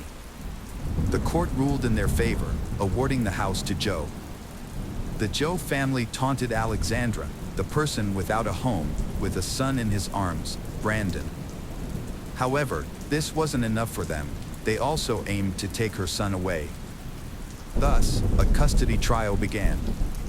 Since Brandon was still very young, his opinion was not considered. Many of Alexandra's friends and colleagues defended her in court, stating that she was a loving and caring mother capable of raising her child with dignity. They also informed the court about the harmful behavior of Joe's family, who abused, harassed, and threatened Alexandra and her son. These arguments were taken seriously by the court. As a result of the trial, Alexandra was granted custody of the baby. Joe agreed to visit Brandon only once a month and to pay $650 monthly in alimony. Joe's parents were generally prohibited from seeing baby Brandon, as they were deemed potentially dangerous for the child. Joe was advised to undergo anger management therapy. Alexandra and Joe were issued restraining orders against each other and were forbidden from contacting one another. Alexandra's mother was responsible for facilitating the child's transfer to Brandon. Joe's family was not happy with the situation. They were angry and eager for revenge against their former daughter-in-law, Alexandra. On November 27, 1990, Joe set fire to a tree in Alexandra's yard, prompting her to report the incident to the police. Alexandra believed Joe and his mother were responsible. During this time, Joe had a new lover named Helen, who unknowingly provided a false alibi for Joe by claiming she was at home with them, helping them evade police trouble. In the spring of 1991, Helen accidentally found a book about Cindy James among Joe's belongings. Cindy James' tragic fate is a notable case in Canada's criminal history. She was harassed for years without receiving protection from authorities. Was she eventually found dead with her hands and feet bound? The exact cause of her death remains unclear. Some criminologists think she was murdered, while others believe she ended his own life. Helen believes that, no matter the circumstances, mistreatment is one of the most terrifying true crime stories, illustrating the extreme cruelty that humans are capable of. She noticed Joe was imitating the actions described in the book about Cindy James. Realizing the danger, Helen sent a copy of the book to Alexandra through the mail to alert her to the deadly threat. When Alexandra read it, she understood that her ex-husband, Joe, intended to bring the book's violence into her life. Joe was also stalking her, setting a tree on fire in front of her house, along with other disturbing actions. Alexandra was alarmed and gave the book to the police. She believes that a tragic outcome will happen to her, just like in the book, and she shared this with the detectives working on the case. The investigators recognized Alexandra's concerns, but noted that it was only speculation, since there was no concrete evidence of the lethal plan being executed. Even though Joe's parents won the house that Alexandra and Joe common ownership, but they were worried that Alexandra might try to claim a share of the house through her child. To prevent this, they took steps to secure their interests and eliminate such a possibility. Consequently, Alexandra and her son, Brandon, moved to her mother's house. She gave up on recovering the money she had invested in the house and decided to save for a new one instead. Alexandra kept his distance from Joe's family and tried to move on with his life. She hoped this distance would help things settle and that they would leave her alone, but she was mistaken. By November of that year, Alexandra and Joe finalized their divorce. However, Joe's harassment continued. 8 months later, on July 26th, Alexandra was attacked by a masked man with a knife. He approached her as she was getting out of her car near her home. Luckily, the attacker hesitated, giving Alexandra the chance to escape. He chased her all the way to her doorstep, but she managed to get inside and lock the door. Some neighbors witnessed the attack, and they noticed a suspicious cart following the masked man. What terrified her the most wasn't that.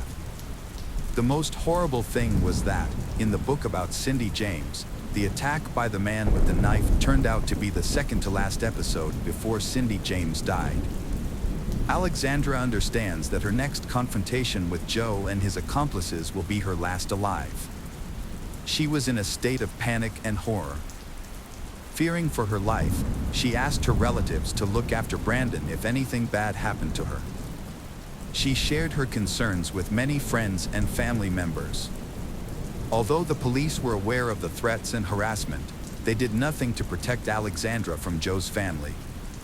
Alexandra tried to stay calm, remain in control, and be alert. Only her closest friends knew the severity of the emotional crisis she was going through. Her family encouraged her to go to the media or draw public attention to her situation. They believed that public outrage could help deter the attackers. However, Alexandra refused because she feared becoming a laughingstock in front of Joe's family and didn't want her work problems to become public, as she valued her job greatly. Alexandra also had no expectations from the police. She felt that they was indifferent to her situation. The investigation into the knife attack began only a few days later, and no one seemed to grasp the seriousness of Joe's family's intentions. The investigation concluded too quickly, leaving many details overlooked, and the attacker was never found. Alexandra realized that she had no one else to rely on in this situation but herself. As things grew more intense, on August 5th, just 10 days after the previous attack, Alexandra and her friend left the dental office where they worked around 6:15 p.m. They were heading to her car, as Alexandra had promised to drive her colleague home. It was still daylight, and the car was parked on the street. Alexandra always parked there because she felt it was safer than using underground parking. After Alexandra's colleague got into the car and leaned over to place bag under the seat, she suddenly heard several gunshots. Instinctively, her colleague covered her head with her hands. When colleague looked up, she saw Alexandra, who had been shot, sitting in the driver's seat. Alexandra then was rushed to the hospital but tragically died from her injuries shortly afterward, just 3 weeks shy of her 20th birthday. Forensic experts determined that Alexandra was shot with a .380 pistol. She was hit by 4 bullets, while 6 additional shots missed her. This brazen crime took place in broad daylight in a crowded area. The shooting occurred at such close range that shell casings ended up inside Alexandra's car. Due to the boldness of the criminals and the presence of many witnesses, one observant driver was able to follow a distinct car and note its license plate. He saw the car with the 2 men stopped near a McDonald's, where they transferred to another white car and then disappeared. The witness provided the police with a description of the suspect and their vehicle. He got a clear view of them. Person sitting in the driver's seat was a young man around 30 years old, slim, with dark curly shoulder-length hair, and wearing a green suit. In addition, there was another person sitting in the passenger seat, also had long dark hair, was of slight build, and was wearing a green t-shirt. When Alexandra's family found out what happened, they were devastated. Months earlier, Alexandra had gone to the station to report the harassment. She obtained a restraining order. No, it doesn't help anything, so she asked for help. According to Alexandra's mother, she was planning to soon move with her son to an unknown place and start a new life, away from Joe's family, but unfortunately, she didn't have time to carry out her plans. After the murder, Joe has stopped caring about gaining custody of his 3-year-old son, Brandon. He agreed that Brandon should stay with his mother, Alexandra, and distanced himself from his son's life in the following years. It became evident that the murder was not motivated by a custody dispute, but by a baseless desire for revenge. Friends and family shared that Alexandra had a premonition of her death. Following the knife attack, She would cry every night beside her son's crib and was startled by every noise, knowing that law enforcement was not taking her situation seriously and could not protect her. Alexandra felt hopeless and doomed.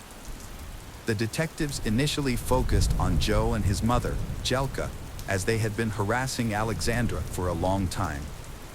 However, both had alibis at the time of the attack. Joe's father picked him up from kindergarten, where Brandon attended, and went to the pool, which was confirmed by receipts and witnesses.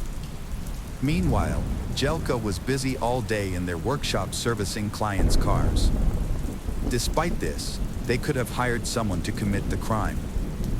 Forensic experts found faint fingerprints on the license plate, which led to a criminal named Lawrence DeLorme. His partial fingerprint was also found on the gearshift lever. Lawrence's appearance matched the description given by a witness. The day before the incident, a police officer saw a suspicious man near the crime scene around 2 a.m. The patrolman observed this man walking toward a 24-hour store and then returning. The car, however, did not belong to the criminal, Lawrence. According to the gathered information, the car, a Camaro, was registered to someone else and had been stolen from an underground parking garage near Alexandra's house. Lawrence allegedly began following Alexandra 2 to 3 weeks before the attack. Other witnesses reported seeing a red Camaro near Alexandra's workplace the day before the tragedy. Just days before the incident, when Alexandra was being stalked, she hired 2 private detectives to gather evidence for the police that she was being stalked.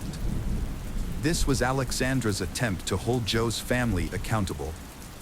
On August 5th, time of the attack, one detective was near the kindergarten that Brandon attended. This detective then followed Joe to the pool. Another detective followed Joe's parents, who had been working in the workshop all day. Ironically, one detective was only a few blocks from Alexandra's workplace, but this proximity didn't help her. However, private detectives were helpful in the case. One of them spotted a suspicious white Pontiac near the kindergarten where Brandon studied. The criminals used a similar car to flee the crime scene. Its license plates were given to the police. According to a private detective, the car's owner was Milan Nanatic. Alexandra had mentioned seeing this vehicle before. A week before the incident, she noticed it on the street and followed it for a while. Alexandra believed the car belonged to one of the attackers. Acting on a tip from private detectives, investigators spoke to Milan, who denied any connection to the tragic incident. However, the police were skeptical of his claims and put him under surveillance. They suspected that the Joe family had hired him to find someone to kill Alexandra. After several days of surveillance, on August 10th, the police observed Milan meeting his client Jelki. They arrived in different cars at a shopping center parking lot. Apparently suspecting they were being watched, they tried to stay hidden. Milan and Jelki drove down the street in the car belonging Joe's. Eventually, Milan returned to the parking lot and was arrested there. At that point, he had a heavy envelope on him, containing $30,000 in wages for the work done. After Milan's arrest, a search of his house uncovered a .380 pistol. Ballistic tests confirmed it was the weapon used to shoot Alexander. During the search, cartridges and a note bearing Milan's fingerprints, indicating the task was completed, were also found. Despite confiscating the white Pontiac, nothing was discovered in it. In mid-November, Milan paid a $130,000 bail and was placed under house arrest until the trial began. Jelki was also arrested because she attempted to leave the country, resulting in a denial of bail.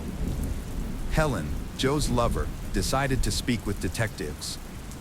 It was determined that she was not involved in planning the murder. Although she overheard unsettling conversations about Alexandra, Joe's ex-girlfriend, she didn't realize they were planning a murder. Helen was not charged with any crime. However, she suspects Joe's mother, Jelka Pezic, of being involved in a criminal plan against Alexandra. Helen overheard a conversation among those involved, and she believes Lawrence, Milan, and Joe were part of it. This led to the conspiracy being uncovered, and they were charged with conspiracy to commit murder. Joe and his father were initially arrested, but were later released due to insufficient evidence against them. After some time, there was a new development in the case. Lawrence's girlfriend discovered his involvement. She suspected that his best friend, David, might also be involved, as he matched the witness's description. She tried to confirm this during a phone call, but Lawrence refused to speak, fearing the call was being monitored. She then visited him in prison, but Lawrence, paranoid, communicated only through notes. During the visit, Lawrence detailed the murder of Alexandra. Fortunately, his girlfriend was able to save some of the notes, which included information about the gun. She took these notes to the police and provided new details to the investigators. To gather more information and hold another accomplice accountable, the authorities decided to install wiretaps. The girls from Lawrence's group invited David to visit. Despite their efforts to make him talk, but he never admitted to anything. However, during the visit, David left his fingerprints, which were analyzed in a lab. The results matched the fingerprints found at the crime scene. This provided investigators with solid evidence of David's involvement in the September murder. David, being the fourth participant in the crime, was arrested. During his arrest, they discovered a bag containing an address book with Lawrence's phone number. It was decided to try him separately from the others involved in the massacre. During the trial, the prosecutor presented David's account of the incidents. David claimed that Jelka paid Milan $30,000 to arrange the murder of her former daughter-in-law, Alexandra. Milan allegedly recruited two people to commit the killing, Lawrence to drive the car and David as the shooter. Many witnesses supported the prosecution's version, as the bold attack occurred in front of numerous eyewitnesses. However, the defense disagreed with the prosecutor's story. Milan's lawyer argued that there could be a different explanation for what happened. According to the defense, someone else was driving the car. The car was stolen, and several witnesses identified Milan and Lawrence. These two drove the car around the area where Alexandra worked. Several hours before the attack, dozens of witnesses saw the car near Alexandra's house and workplace. However, Milan kept insisting that he wasn't driving the car. According to Milan, he dropped off the car at the Joe family's repair shop around July 28th, and it was not until August 5th the car started to be repaired. Based on Milan's confession, when he went to pick up the car on August 5th, it wasn't ready. Joe told him another part needed for the repair was about to arrive. He believed many more people were involved in this situation, including Joe and his father. According to Milan's lawyer, he became a pawn in the hands of the real perpetrators. On December 10th, after 8 hours of deliberation, the jury found the three defendants Milan, Jelka Pezic, and Lawrence guilty of first-degree murder. They were sentenced to life in prison. In 1997, the three attempted to appeal their sentences, but they were denied. David was the last to appear in court. His case was heard in May 1994. According to the testimony, Jelka hired Milan to kill Alexandra, and Milan hired Lawrence and David. As additional evidence in this case, notes that Lawrence wrote during communications with a friend were used. Some of these notes he retained, and one of the guards found them in his cell during an inspection. In fact, there was no strong evidence against David except for the fingerprints, which the lawyer questioned in every possible way. Supposedly, the prints got there during the car theft. David never admitted to the murder of Alexandra, but he did acknowledge stealing and providing the car to the killers. David claimed he had no connection with the other defendants, Milan and Lawrence, in the case and didn't even know them. However, this was a lie. The prosecutor's office convincingly proved that not only did they know each other, but Lawrence and David actually grew up together and were best friends. If Lawrence needed to involve someone in the case, he would definitely have turned to David. In May of that year, a jury deliberated to return a verdict against David, the last participant in the brutal attack. An hour and a half later, they found David guilty of murder. He was sentenced to 25 years in prison. During this time, Alexander's son, Brandon, was under her mother's care, as ordered by the court. When Brandon turned 18, he opened an auto repair shop. He changed his last name to distance himself from Joe's family. In 2007, Jalka applied for parole due to health issues, hoping to receive treatment in a hospital. Her application was reviewed in 2008, during which a hearing took place.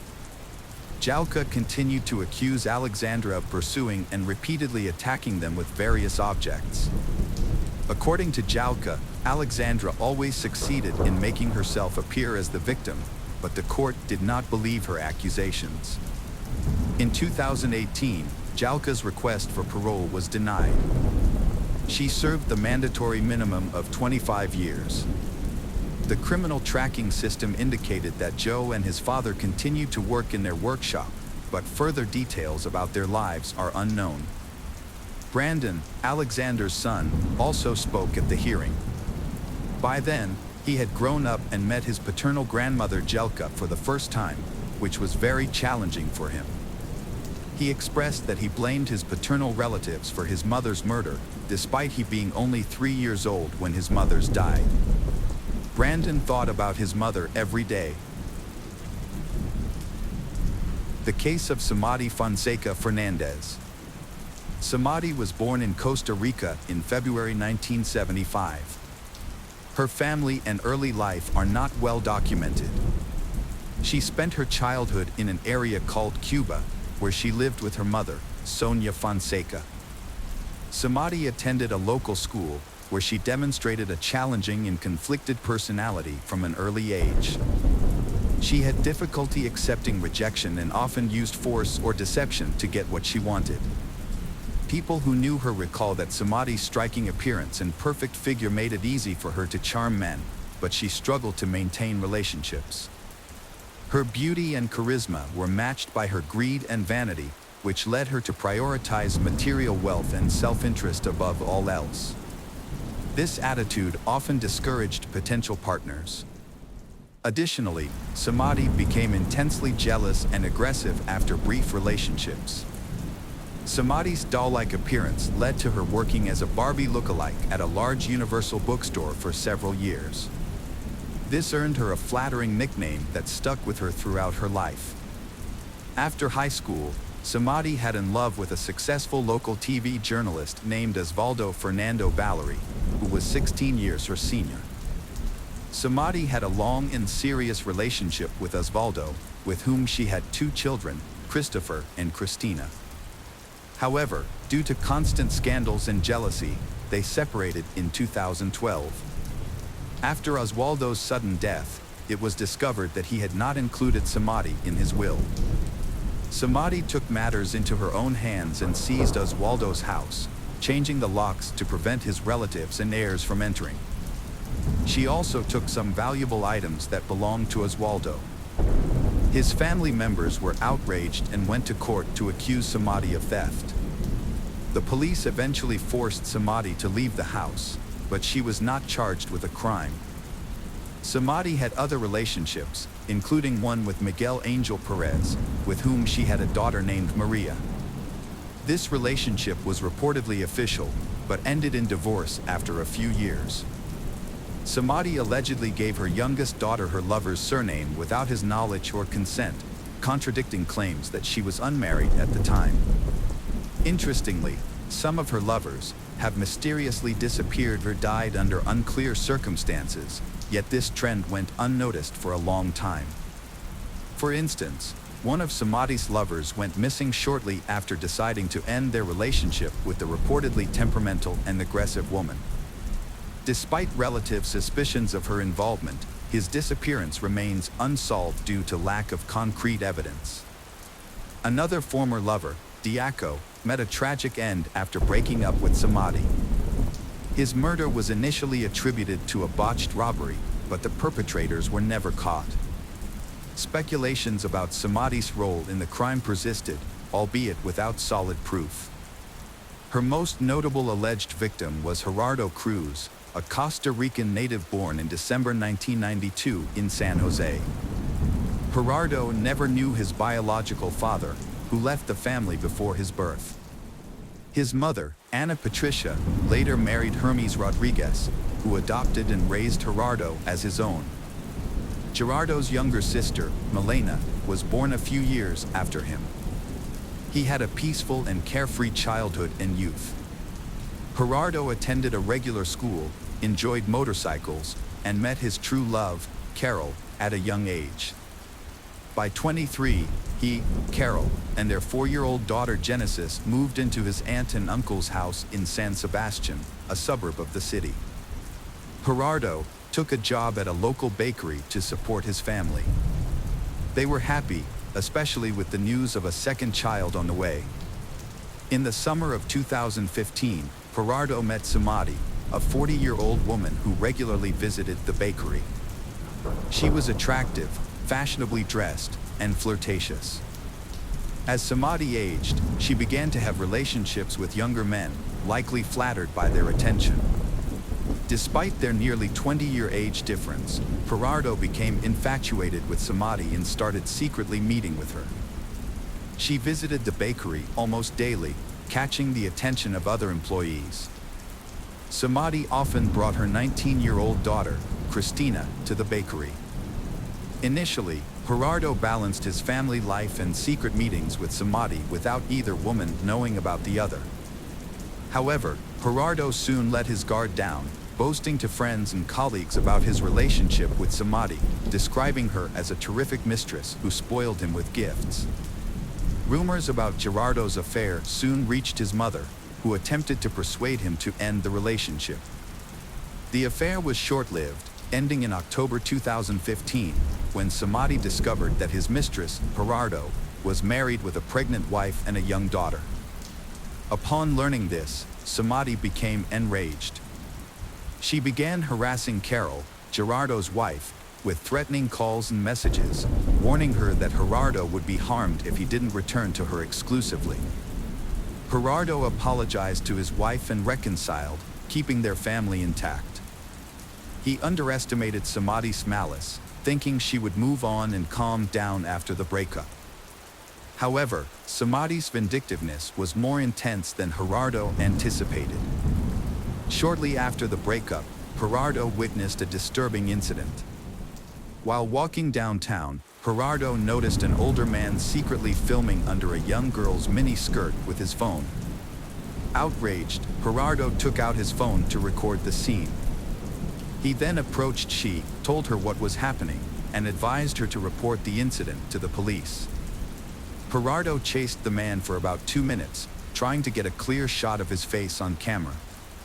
During the chase, Gerardo asked loudly if the man was enjoying taking photos of his sister's underwear without their consent. The man eventually jumped into a taxi and escaped. That night, Gerardo posted the video on his social media page, and it quickly went viral. Internet users identified the man as Luis Solmano Delgado, a former Ministry of Finance employee.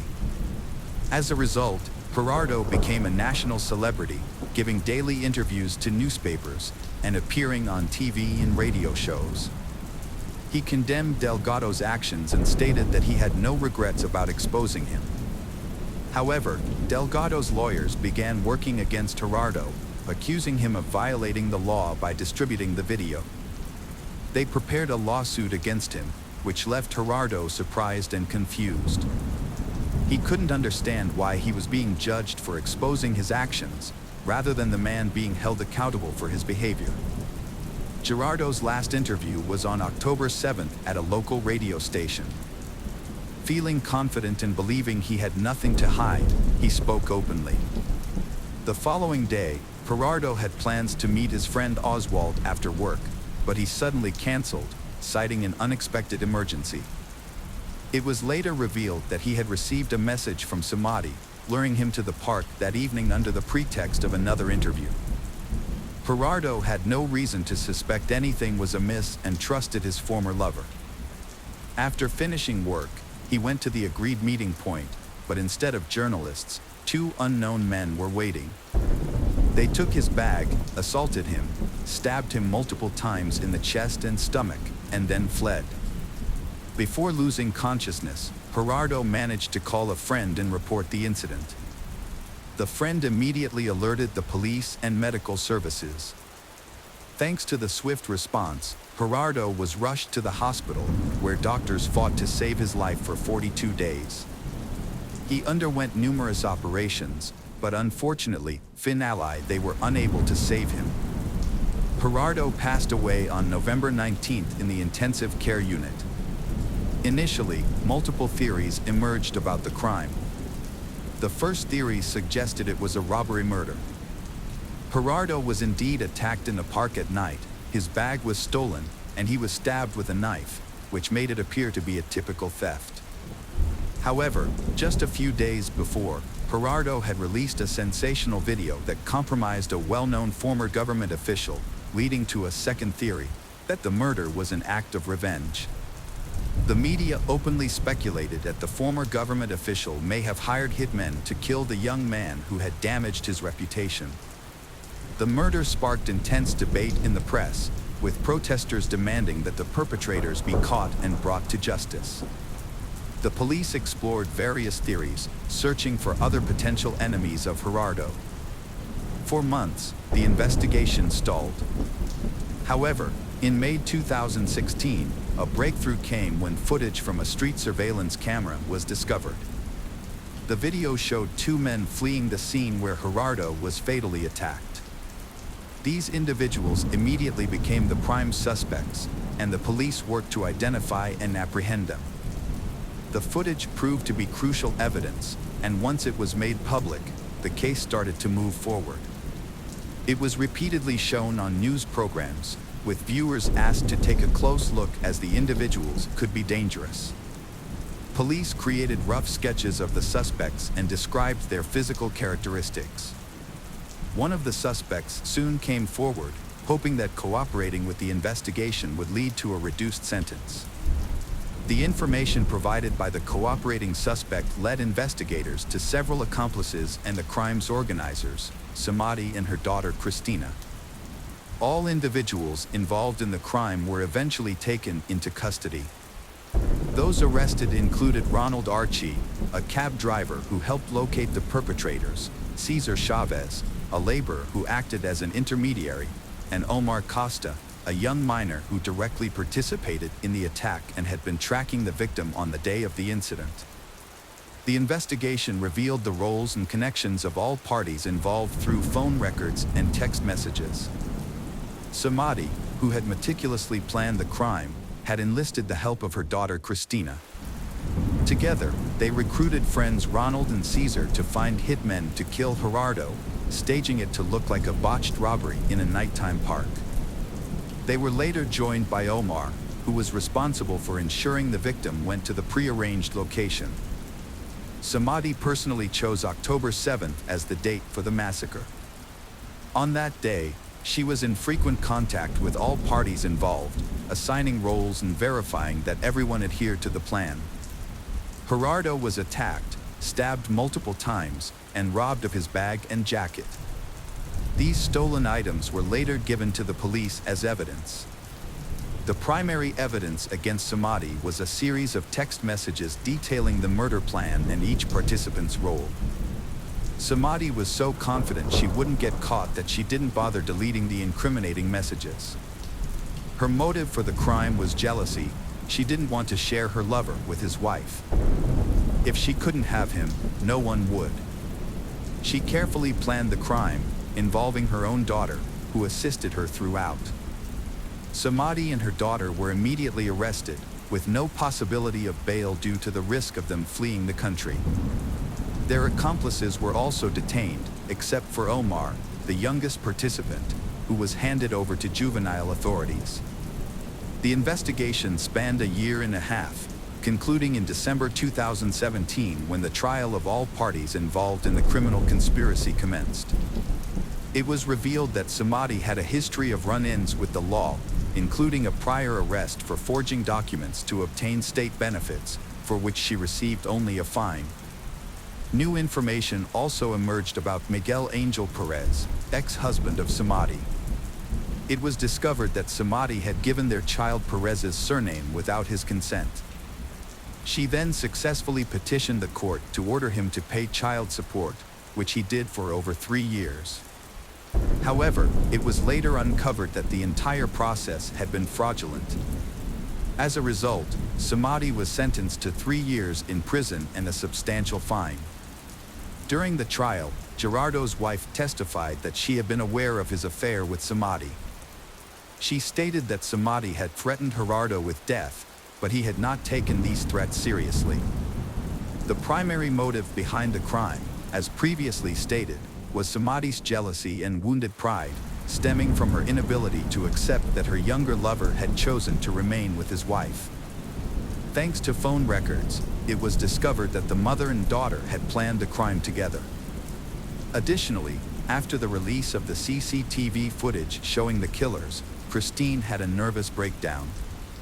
She called her mother, sobbing, and was close to going to the police to confess. However, her mother calmed her down, assuring her that the investigation would not lead to them. The verdict was announced on January 23, 2018.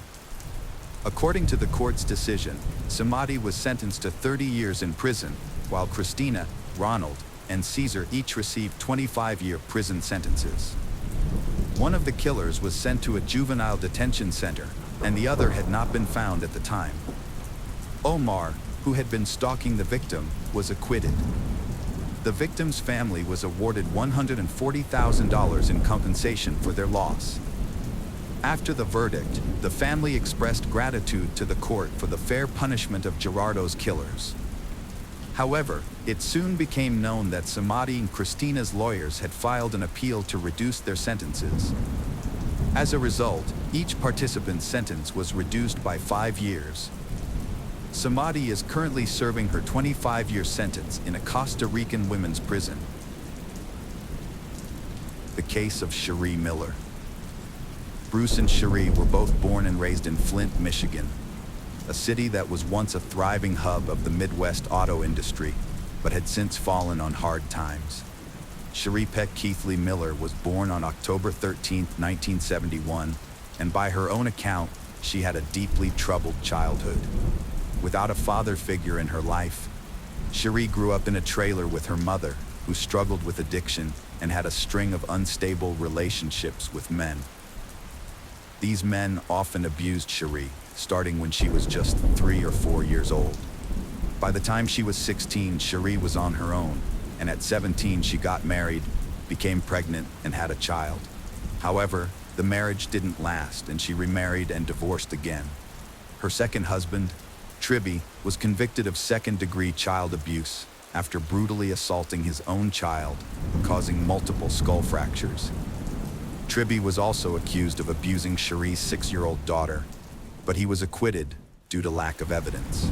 Cherie seemed to have a pattern of attracting the wrong kind of men, always searching for someone who could provide her with financial security and emotional stability. By the time she was 26, Cherie found herself a single mother of 3, working multiple jobs to make ends meet, including a position at a nursing home and selling Mary Kay cosmetics. While she wasn't a conventional beauty, Cherie was charismatic and attractive. In 1997, she took a job as an accountant at B&A Auto Salvage, a company owned by 47-year-old Bruce Miller. At this point, Cherie saw Bruce as the kind of stable, successful partner who could finally provide her with the comfort and security she had always been missing. Bruce Leroy Miller was born on July 26, 1951. In his younger years, he worked at General Motors, a common career path for many Flint residents. After leaving GM, Bruce went on to own and operate an auto junkyard, where he would accept old cars and resell their parts. Bruce had 3 marriages and enjoyed activities such as racing and socializing. He was known for his generosity and openness. Initially, Bruce showed no romantic interest in Cherie Keithley, his new employee, but rather offered her support as a single mother facing difficult circumstances. However, Cherie eventually caught his attention, and despite their 20-year age difference, an office romance blossomed. Bruce was flattered by the attention of a younger woman, and they quickly moved from dating to living together.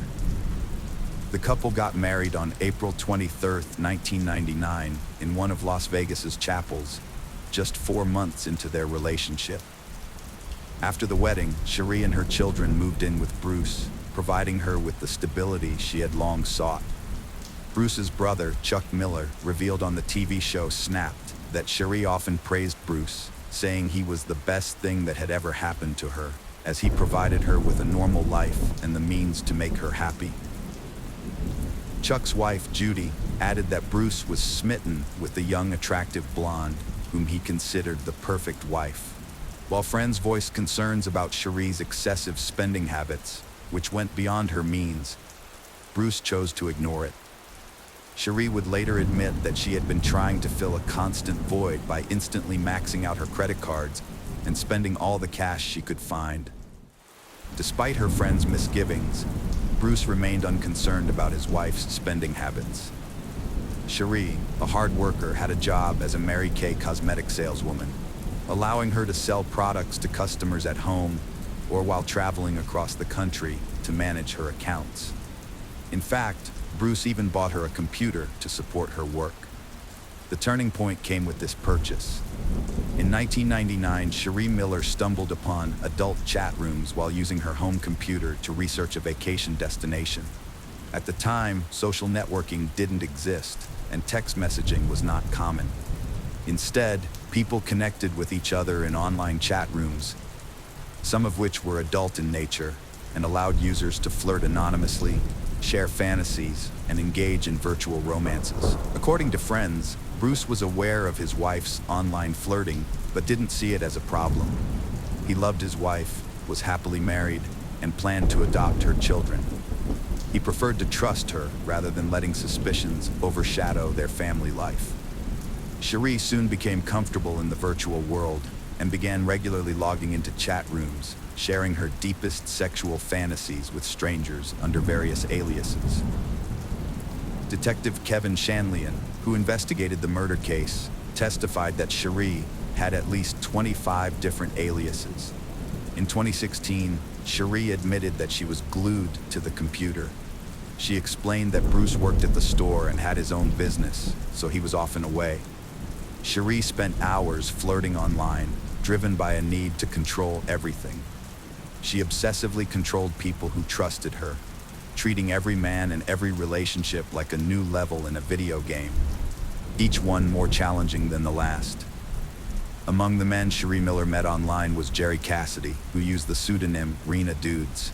Born on October 6, 1960, in Kansas City, Missouri, Jerry was a married man who raised a son, enjoyed deer hunting with his brothers, and had a dream of becoming an FBI agent while working as a homicide detective.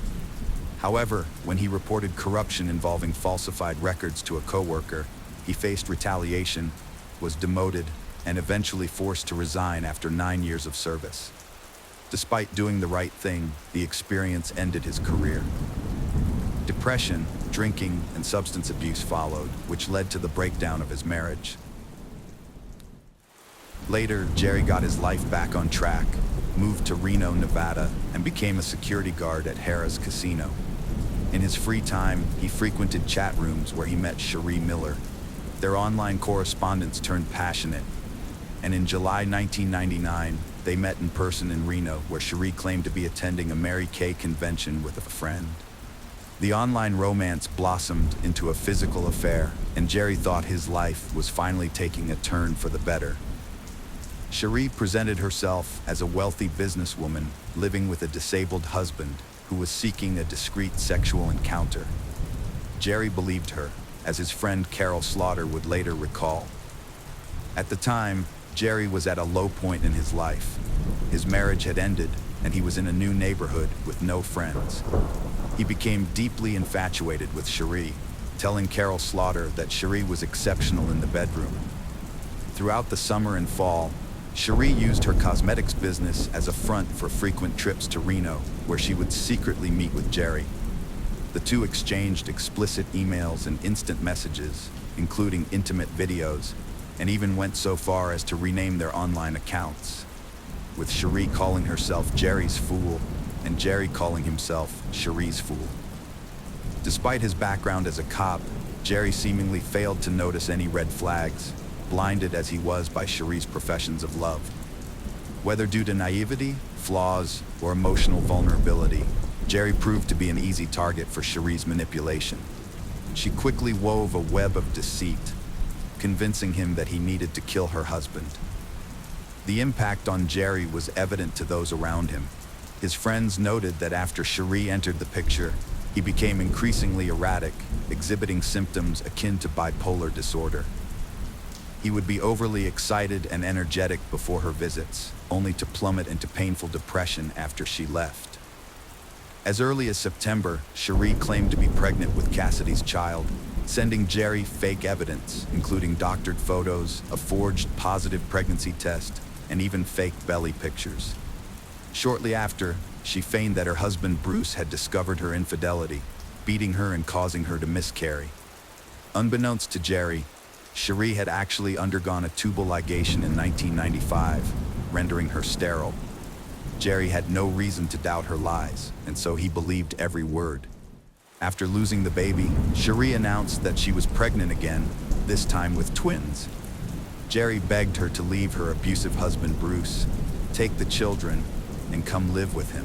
Cherie feared for her life and Jerry's, claiming Bruce had mafia connections and wouldn't let them leave. Despite her fears, Cherie continued to secretly meet Jerry in Reno. During one of these meetings, Jerry was arrested for drunk and disorderly conduct at a casino, which temporarily halted their online communication. After his release, Jerry decided to protect Cherie from further danger by distancing himself from her and returning to Missouri to reconcile with his family. The online relationship continued, with Cherie sending Jerry photos of her ultrasound and growing belly. On November 5, 1999, Jerry received an ominous email, allegedly from Bruce, threatening to prevent the twins' birth. Alarmed, Jerry tried to contact Cherie but received a message from her hours later, saying she had to leave for a few days. The next day, Jerry received a message from Bruce, revealing that he had forced Cherie to have an abortion. The message included disturbing photos of a battered Cherie. Jerry had reached his breaking point. The tragic deaths of his twin children at the hands of Bruce Miller had left him devastated and consumed by anger. He held Bruce responsible not only for the loss of his 3 children, but also for the suffering of the woman he loved. The next day, November 8th, Jerry confided in Cherie, declaring his intention to kill her husband. Together, they began to orchestrate a plan to take his life. They carefully mapped out routes, identified ideal parking spots, and pinpointed the perfect location and time to dispose of the body. Jerry then embarked on the long journey from his home to Michigan. As Bruce prepared to leave work, he received a call from Cherie, following their plan. She asked him to pick up a pizza on his way home, distracting him from the impending danger. Unaware of the threat lurking behind him, Bruce failed to notice Jerry approaching, shotgun in hand, before he pulled the trigger. After committing the crime, Jerry returned home while Cherie set the next part of their plan in motion. She contacted Bruce's brother, Chuck, pretending to be worried about her husband's prolonged absence, and requested that he drive to the junkyard to check on him. When Chuck arrived, he found his brother's lifeless body on the floor, lying in a pool of blood, with a close-range shotgun wound to the chest. Witnesses reported that Cherie reacted with screams and tears upon learning of Bruce's death. The crime scene was promptly discovered, but the perpetrator had left behind no trace or evidence. Investigators found that Bruce typically carried large sums of cash, leading them to initially suspect that his death might have been the result of a botched robbery, since his wallet was missing. Suspicion fell on John Hutchinson, a friend and employee who had recently borrowed $2,000 from Bruce. Police questioned Hutchinson, searched his home, and seized his weapons, but he denied any involvement. Although Hutchinson failed a polygraph test, the investigation proved inconclusive, and he was eventually released. A theory that the murder was committed to falsify vehicle identification numbers was explored, but none of the leads panned out, and the case was eventually closed. In the meantime, Cherie's behavior seemed suspicious to Judy Miller, the sister of Bruce, the victim. Just 2 days after her husband's death, Cherie was seen dancing happily in a bar in Otisville, Michigan. 2 weeks later, she had already started dating a local delivery boy named Jeff Foster, not Jerry Cassidy, her supposed lover. Jerry Cassidy had expected to be with Cherie after the murder, but she started to distance herself from him instead. A month after the murder, Cherie moved her new boyfriend into her house and cut ties with Jerry, leaving him heartbroken. It was likely at this point that Jerry realized he had murdered an innocent man due to Cherie's manipulation, and feelings of guilt overwhelmed him. He transformed from Cherie's lover to an investigator and discovered that all the accusations were fabricated by Cherie herself. On February 11, 2000, Jerry took his own life in his apartment in Odessa, Missouri, using a .22 caliber rifle. His body was discovered in a chair with an open Bible on his lap. The Bible was open to Matthew 5, which contains the passage, "Thou shalt not kill, and whosoever shall kill shall be liable to judgment." It seemed that Jerry had judged himself, confessed his guilt, and taken his own life as punishment. Cassidy's mother revealed in an interview a few days after the body was removed that while cleaning the apartment, family members found a briefcase containing 3 suicide notes and an envelope attached to the outside. Jerry's motive was revenge against the woman who had broken his heart. In his confession, the former detective explained that he had killed Bruce Miller because he believed at the time that Bruce had abused Cherie and was responsible for the deaths of his 3 children. However, the letter also revealed that Cherie Miller had lied to Jerry about Bruce's behavior.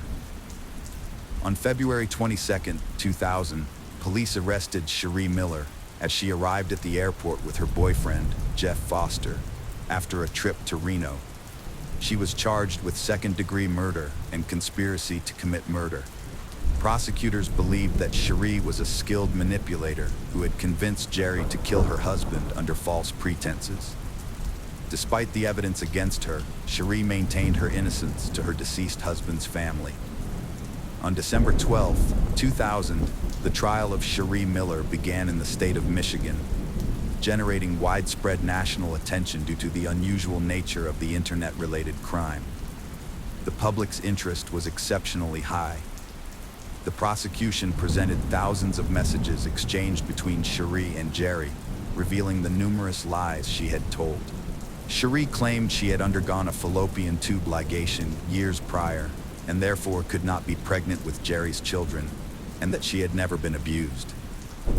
However, the prosecution alleged that Cherie wanted her husband Bruce dead for financial gain, as a divorce would not have provided her with sufficient money. In contrast, the defense argued that Cherie received only a minimal sum after Bruce's death and would have enjoyed a more affluent lifestyle had she remained married.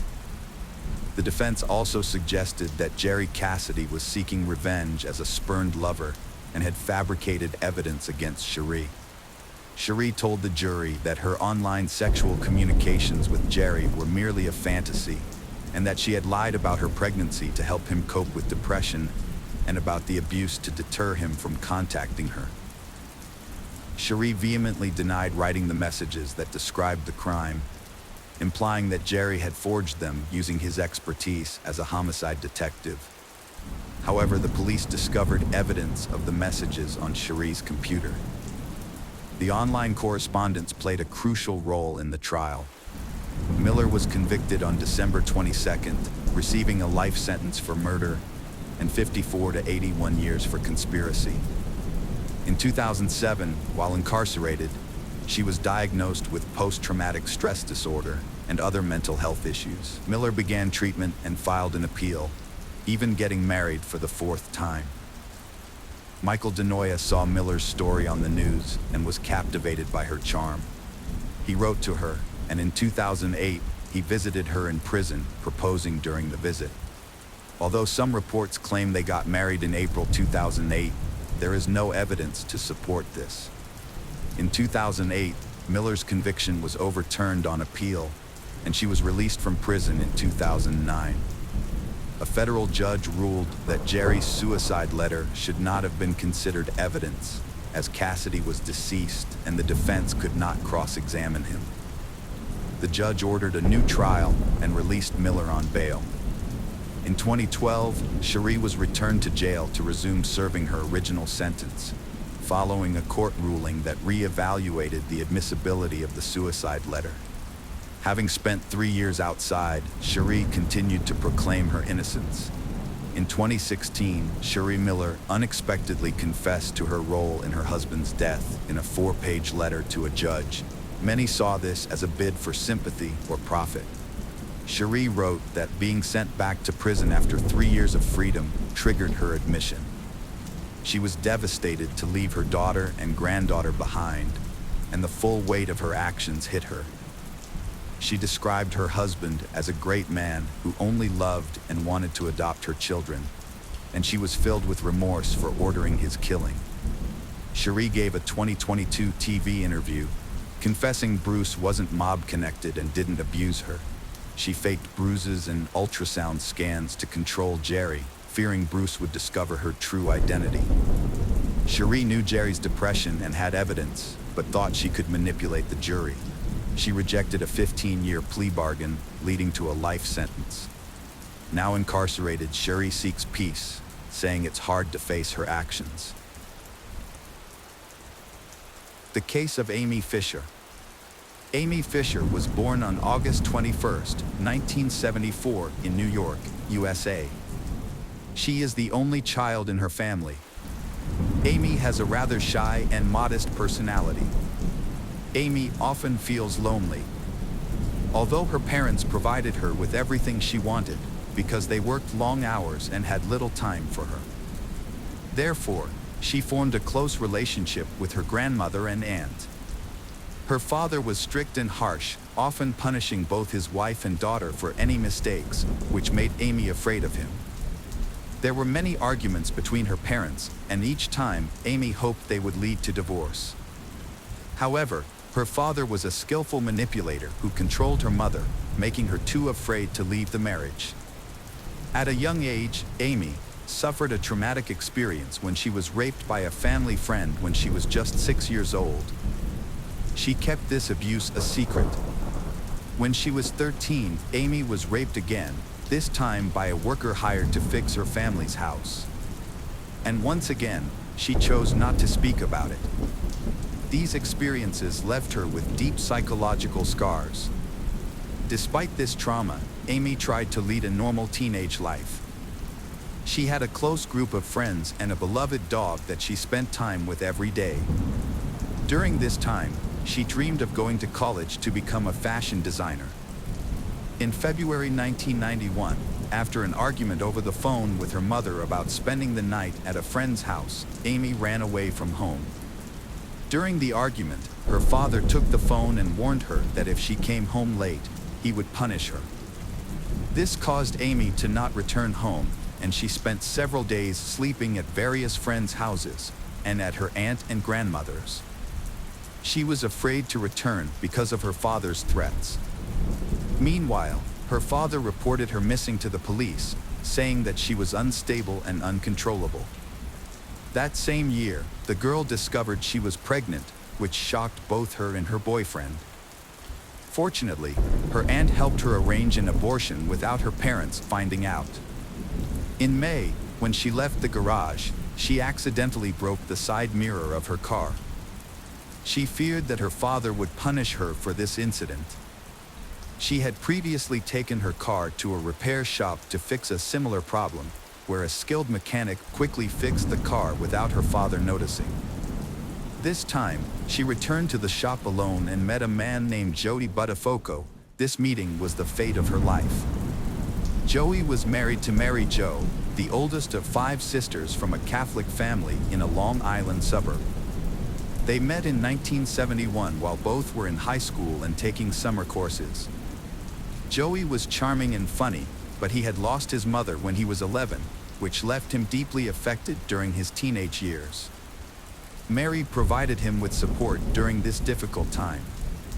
Their relationship developed quickly, and they married in 1977, purchasing a house next to his family's auto repair shop. Mary's lifestyle changed dramatically when she became pregnant. Mary began to accept a more responsible adult life. And she noticed that Joey had not changed. While she was at home, Joey continued to go to parties as usual. Mary did not confront him about this, hoping that he would eventually change. However, this situation made her frustrated because of Joey's needs and desires. He became addicted to drugs, went to work early and came home late, sometimes disappearing for days. Each time he returned, he had a convincing excuse, because he was very good at lying. Mary endured this situation for a long time, rarely seeing her husband, and her patience was exhausted. She began to talk about divorce more often, but Joey always tried to ease her worries. And then she went on to get pregnant again. After giving birth to her daughter Jessica, she tried her best to maintain the appearance of an ideal family. Meanwhile, Joey continued his reckless behavior. This made Mary feel sad and made her see herself as a failure. As a result, she began to experience frequent panic attacks. Mary began seeing a therapist who helped her control her anxiety. However, this did not solve the problem of her uncontrollable husband. Faced with this reality, Mary had no choice but to take prescription medication, raise her child, and hope for a future where Joey would change. Mary gradually realized that they needed to move back to their old neighborhood on Long Island, as Joey's parties and friends were having a negative effect on him. She convinced Joey that they needed to move. The couple planned to buy a new house. Much to Mary's surprise, her husband quickly found a cash buyer for their current home, making it seem like a great opportunity. They could move immediately, and Mary expected to receive the money to buy a new house. However, on the day they were due to leave, Joey admitted to a serious problem. He revealed that he had mortgaged their property and given all the money to his drug dealer. It turned out that he was heavily in debt due to his drug use and had to mortgage the house just to pay off the debt. This news was quite distressing. A family with 2 children found themselves homeless and broke. Fortunately, Joey's father stepped in to help by giving them the money they needed for a down payment on a new home in Massapequa, a suburb of Long Island. However, he had his own motives. He believed Joey was incapable of managing a business and feared he would lose the auto repair shop. As a result, Joey received the money, but he also lost his claim to the family business and became just an employee in his father's shop. Despite this, Mary remained supportive and forgave her husband. She enrolled him in a rehabilitation program, which ultimately helped him. In the end, they were able to find happiness together. The Mary never expected that another woman would enter their lives. In May 1991, Amy Fisher returned to the auto repair shop to fix her car, just like she had done the previous year. She was worried about her father finding out because she didn't have any money, so she needed to come up with a story. Joey agreed to help her with this. Joey agreed to help her with this. They decided he would say she brought the car in for routine maintenance, and that while she was there, someone had hit her car at night and broken the mirror. The plan worked. Amy's father believed the story, and Amy felt grateful to Joey for helping her avoid trouble with her dad. From that point on, Amy frequently brought her car to the shop for minor repairs, which she pretended were her fault, just to see Joey more often. Amy was much younger than Joey, with an age gap of almost 20 years. However, she often flirted with Joey. On July 2nd, she went to the auto repair shop again to install a sound system. Because her father could not take her home after leaving the car there for several hours. Then Joey offered to drive Amy home himself, and she agreed.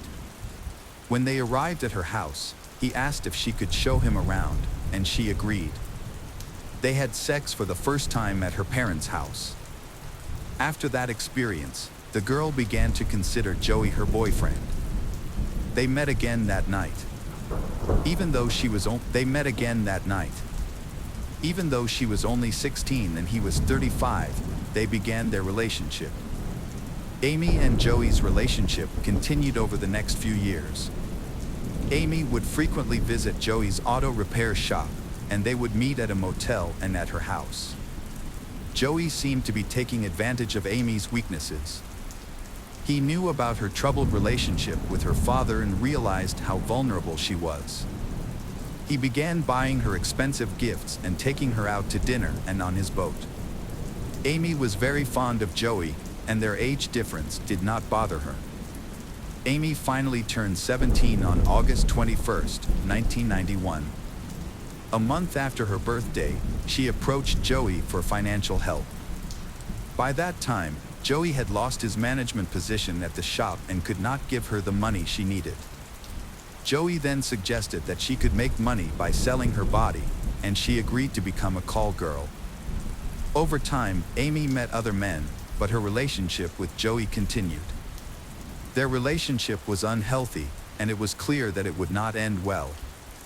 Just before the tragic events, Joey pressured her to cut ties with her aunt, one of the few supportive family members.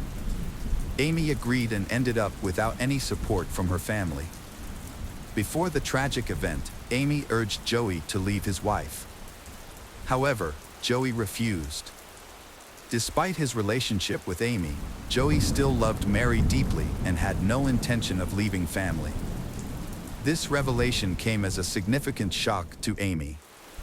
At the time, she decided to end all contact with him, but she struggled with her feelings and ultimately chose to stay in his life. During this time, Joey frequently expressed that his marriage was deteriorating. He mentioned having deep feelings for Amy and even mentioned wanting Mary dead. According to him, he had caught Mary cheating on him multiple times, and he described her behavior as unbearable, saying that she had tormented him throughout their marriage. Joey often made excuses for why he couldn't file for divorce, with the couple's children being the main reason. Amy believed him and felt sympathy for his situation. Over time, these lies began to influence Amy's thoughts, leading her to devise a murder plan. She intended for Mary to be shot, believing this would allow Joey to be free of his wife.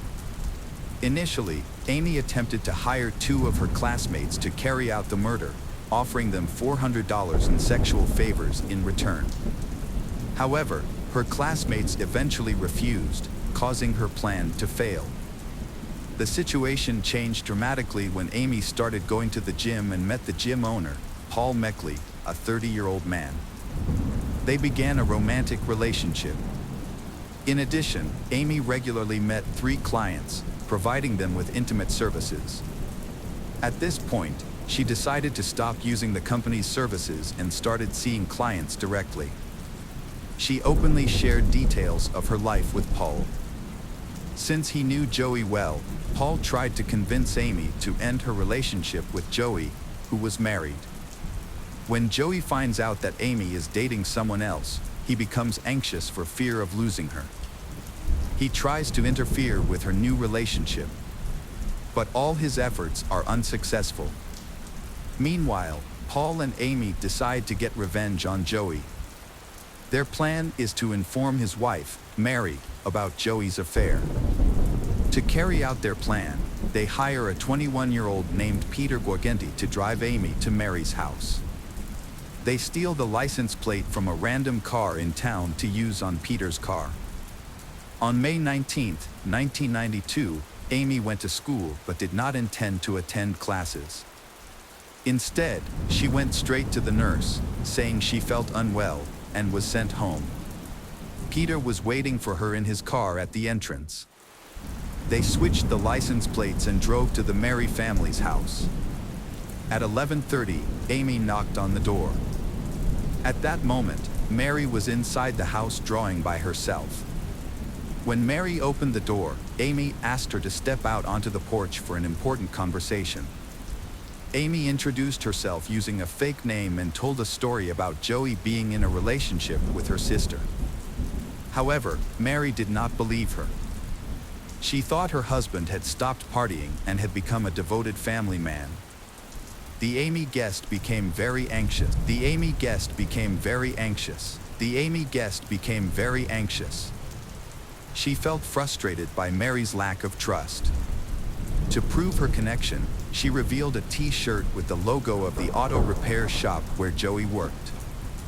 However, Mary still did not believe and rejected Amy's story. This led to a heated argument that lasted 15 minutes. The Amy tried every possible way to persuade the Mary that her husband was having an affair. Amy concealed important details such as her actual age, where she lived, and her relationship with the Joey, twisting the truth to fit her story. As a result, Amy's lies seemed even less credible. Eventually, the Mary turned away and headed for the door, asking the Amy to leave.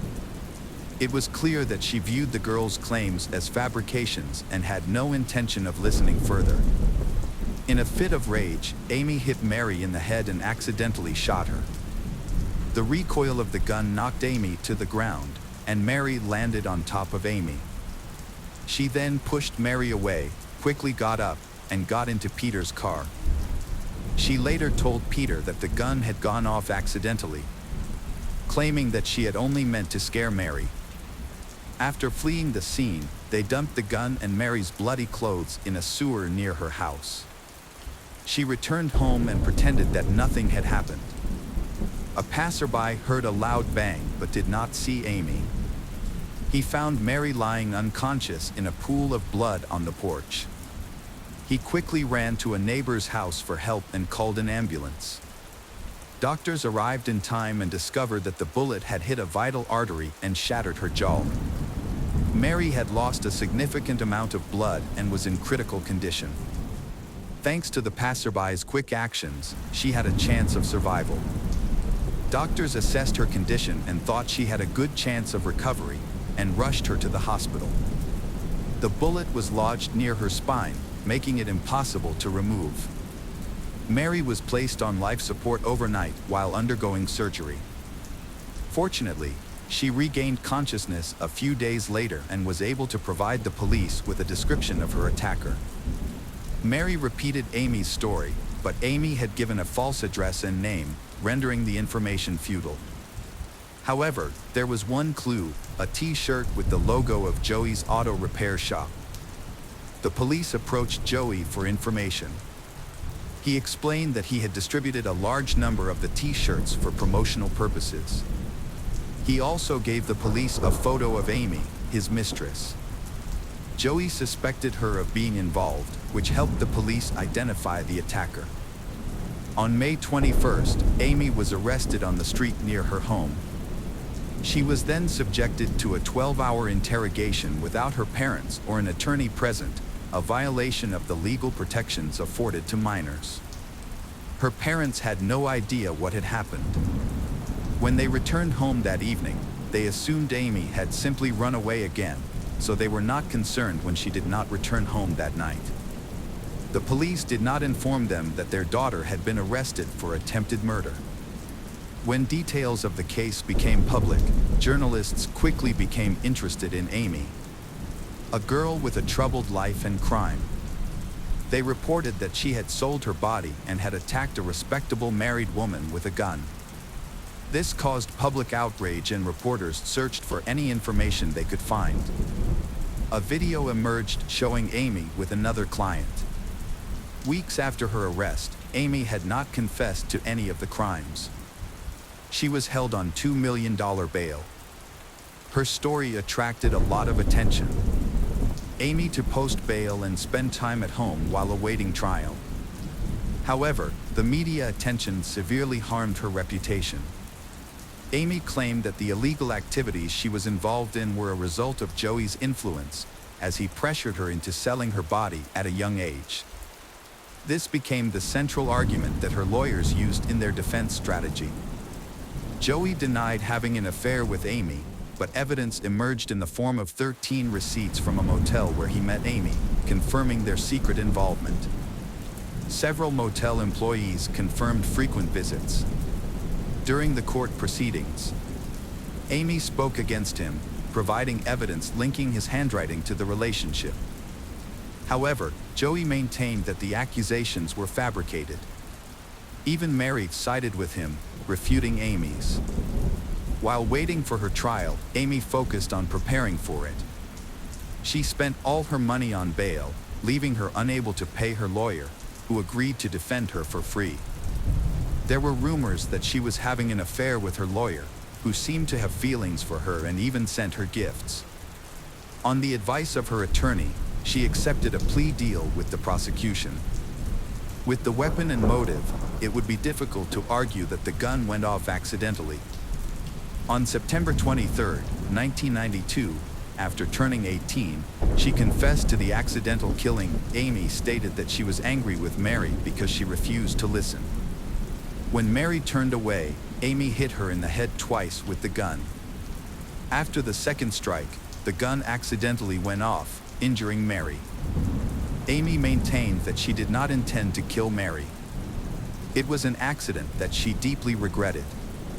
Journalists discovered that Amy was involved in a romantic relationship with the gym's owner, Paul. He sought to capitalize on the situation by attracting media attention. Paul even installed a hidden camera in his gym to secretly film a personal conversation with Amy. Paul admitted he enjoyed the media attention and was eager to appear in news stories, as they paid well. With the money from this exposure, Paul planned to buy a Ferrari. Once Amy realized that even Paul was exploiting her, she attempted to take her own life again. Subsequently, she was required to undergo treatment in a psychiatric clinic, where she stayed for several months. On December 2nd, Amy appeared in court. Mary felt the plea deal was unfair because it allowed Amy to be released after only 2 years and 9 months, a punishment that seemed inadequate given the severity of the crime. Mary, who survived the attack, suffered partial facial paralysis and hearing loss in her right ear due to the bullet lodged in her spine. The injury left her in constant pain and with vision problems. Doctors warned that if the bullet had moved, she could have been completely paralyzed or even killed. When Amy was given the opportunity to speak, she apologized and blamed Joey for everything. She claimed that he knew about her plan to shoot his wife from the beginning and even encouraged her. Although Amy wants to bring Joey to justice, there is no evidence linking him to the crime. Amy later admitted that she intended to kill Mary. Several witnesses confirmed that Amy had mentioned wanting to kill Mary. The investigation found that the gun was functioning properly and could not have been fired randomly, given the trajectory and force of the bullet. In addition, it was suspected that Amy and her accomplice Peter had taken steps to prepare for this trip, such as changing the license plate and purchasing weapons. This suggested that they were planning a targeted attack. During the trial, Amy's hopes of serving only 2 years and 9 months in prison were dashed. Instead, she pleaded guilty to first-degree assault with aggravated circumstances and received a 15-year sentence. Peter Guagenti, who drove her to Mary's house, was arrested and charged with being an accessory to the crime and was sentenced to 6 months in prison. Joey appeared on several television shows with his wife to prove his innocence. They even went on a small press tour and appeared on various channels across the country. During this time, the prosecutor's office began to receive many calls from people who believed that Joey should also face legal consequences because they thought he was indirectly involved in the incident. The police could no longer ignore the accusations against Joey. The following April, Joey Buttafogo was arrested and charged with sex with a minor. Joey reached a plea deal with the prosecutor and admitted his guilt. As a result, He served only 6 months in prison and paid a $5,000 fine. He claimed he had been wrongly convicted, portraying himself as the victim of a deceitful schoolgirl. After pleading guilty, he ended up serving only 4 months in prison before being released. In 1995, Joey was arrested again in Los Angeles for soliciting prostitution. He claimed he was innocent and that the incident was staged. As a result, he served the last 75 days of his sentence. During this time, Mary fell into a severe depression and took medication to cope with the pain. After the family moved to Los Angeles, she became an alcoholic but later went to rehab, which improved her life. Amy's time in prison was difficult. She complained that she was raped by prison guards multiple times. Amy wanted to be transferred to another facility, but the prison authorities refused. In 1999, after serving 7 years in prison, Amy was granted early parole. During a meeting with the parole board, she tearfully confessed that the attack on her lover's wife was entirely her idea. Realizing her wrongdoing led to her release. Meanwhile, Mary discovered that her husband had been cheating on her multiple times. Unable to bear her husband's constant infidelity, she filed for divorce in 2003 after 26 years of marriage. At the same time, Joey was arrested for attempted insurance fraud involving his car. He never learned from his mistakes. He remarried and continued to live an eccentric lifestyle. After the divorce, Mary had facial surgery that allowed her to smile normally and partially regain her hearing. During this time, her children were very supportive. In 2009, she published a book about her life story. For years, she harbored resentment toward Amy for shooting her. However, during her rehabilitation, Mary realized that it was time to let go of the past and stop punishing herself. This realization led her to forgive Amy. In 2010, Mary remarried and moved to California, where she became a grandmother and enjoyed a peaceful life. After her release from prison, Amy moved to Florida and wrote 2 books about her life. She sought fame and money, even creating a false identity. Amy began working as a webcam model and adult film actress, frequently appearing on talk shows to share her experiences. After marrying a former New York police officer and having 3 children, her marriage ended in divorce in 2015. Their eldest son stayed with his father, while Amy returned to Long Island with her 2 younger children and lived with her mother for a time. During this time, she worked as a stripper in a strip club but eventually quit. She continued to work as a webcam model. Her ex-husband did not support this lifestyle. He suggested that Amy buy a smaller house, preferably in a remote area where she could remain anonymous and find a regular job and live more modestly. However, she refused his offer. Let's look at the events that took place in Kershaw, South Carolina, on December 26, 2011. A 30-year-old woman named Hope Melton called her grandmother to express her fear that someone was following her while she was driving on a rural road. Unfortunately, the call was cut off before Hope could provide more details. To investigate the case, the police reviewed CCTV footage, which helped them identify the suspect. Hope Melton, whose full name was Beverly Hope Roscoe Melton, was born on December 4, 1981, in Cheraw, South Carolina. She was the daughter of William Roger and Elizabeth Ray Hodge Roscoe. Hope graduated with honors from Chesterfield High School in 2000, where she participated in various organizations, including the Beta Club, the Vocational Honor Society, the Health Occupations Class, and the Chorus. At the time of her death, she was managing T&T Country Store in McBee, South Carolina, and actively attended Lancaster Church of God, where she taught children's church. Hope had been happily married to Gary Lee Melton for just over a year, and they were excited about starting a family. Unfortunately, Christmas 2011 was the last holiday they spent together. On December 26th, Hope planned to visit her grandmother, who lived about 30 miles away, for lunch. However, during the drive, she called her grandmother in a distressed voice, saying someone was following her and asking for help. The call was suddenly disconnected, leading Hope's mother and grandmother to rush out to search for her.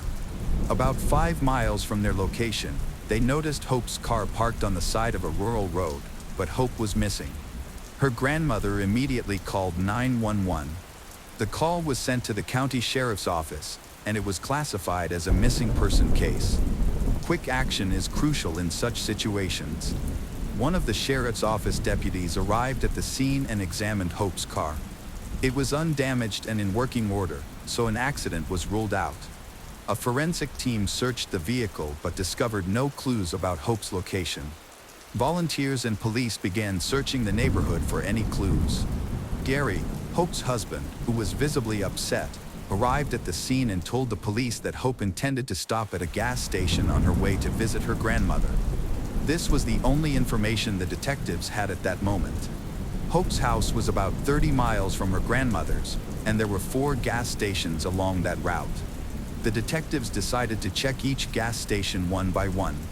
At the first gas station, the detective in charge of the case reviewed security camera footage in hopes of spotting Hope. Gary mentioned that she left their home around 11:45 a.m., so the detective requested footage from the hour leading up to her distressed call at 12:19 p.m. Initially, a male customer entered the store, and everything seemed normal. 3 minutes later, a woman appeared on the video. Hope was described as being blonde, approximately 5 feet 5 inches tall, weighing around 140 pounds, and wearing a pink shirt and blue jeans. However, the detective quickly noted that the woman in the footage was taller than Hope, so it wasn't her. The detective continued to review the tape until 12:45 p.m., but there was no sign of Hope, indicating she may have gotten gas at a different station. Meanwhile, Hope's family was grappling with shock and trying to find reasons for her disappearance. They were hopeful that she was safe and would return home soon. The detective investigating Hope's disappearance visited a second gas station located just 10 miles from where her abandoned car was discovered. This station had surveillance cameras that could provide important evidence. Upon arriving, the detective spoke with the manager and explained that they were searching for a missing woman. After describing Hope's appearance and the car she was driving, the manager remembered possibly seeing her around noon. The footage from the outside camera confirmed that Hope had been at this gas station before she vanished. She had filled up her car and seemed untroubled at that time. Another camera recorded a man holding the door open for her as she entered the store. After buying gas, Hope left the store looking cheerful, as if she was eager to spend time with her grandmother. Upon reviewing the video again, the detective became more interested in the man who had opened the door for Hope than in Hope herself. The footage showed a man in a white cap following her inside. He glanced at her while she paid for her gas and exited the store. The detective decided to focus on identifying the man in the cap, but the footage did not reveal any clues about his identity. The detective aimed to identify the car of a man seen in surveillance footage. One of the recordings showed Hope walking towards the store to pay for gas. At that moment, a dark minivan arrived, and a man wearing a white cap got out, but the license plate was not visible. The detective then switched to another camera that captured Hope driving away from the gas station. As she returned to her car, a gray car appeared, and its driver watched her leave. Neither this driver nor the man in the white cap followed Hope out of the gas station. The detective replayed the footage multiple times to catch every detail, convinced there were more clues in the gas station video. He returned to the footage of Hope walking back to her car and noticed another vehicle, a striking red Chevy. This car crossed the parking lot and headed toward the exit, following Hope as she drove away. The detective realized that he had seen this car tailing Hope right before her disappearance.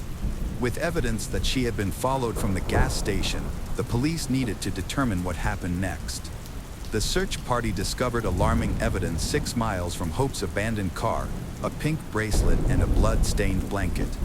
Hope's husband identified the bracelet as a Christmas gift he had given her, raising serious concerns about her safety.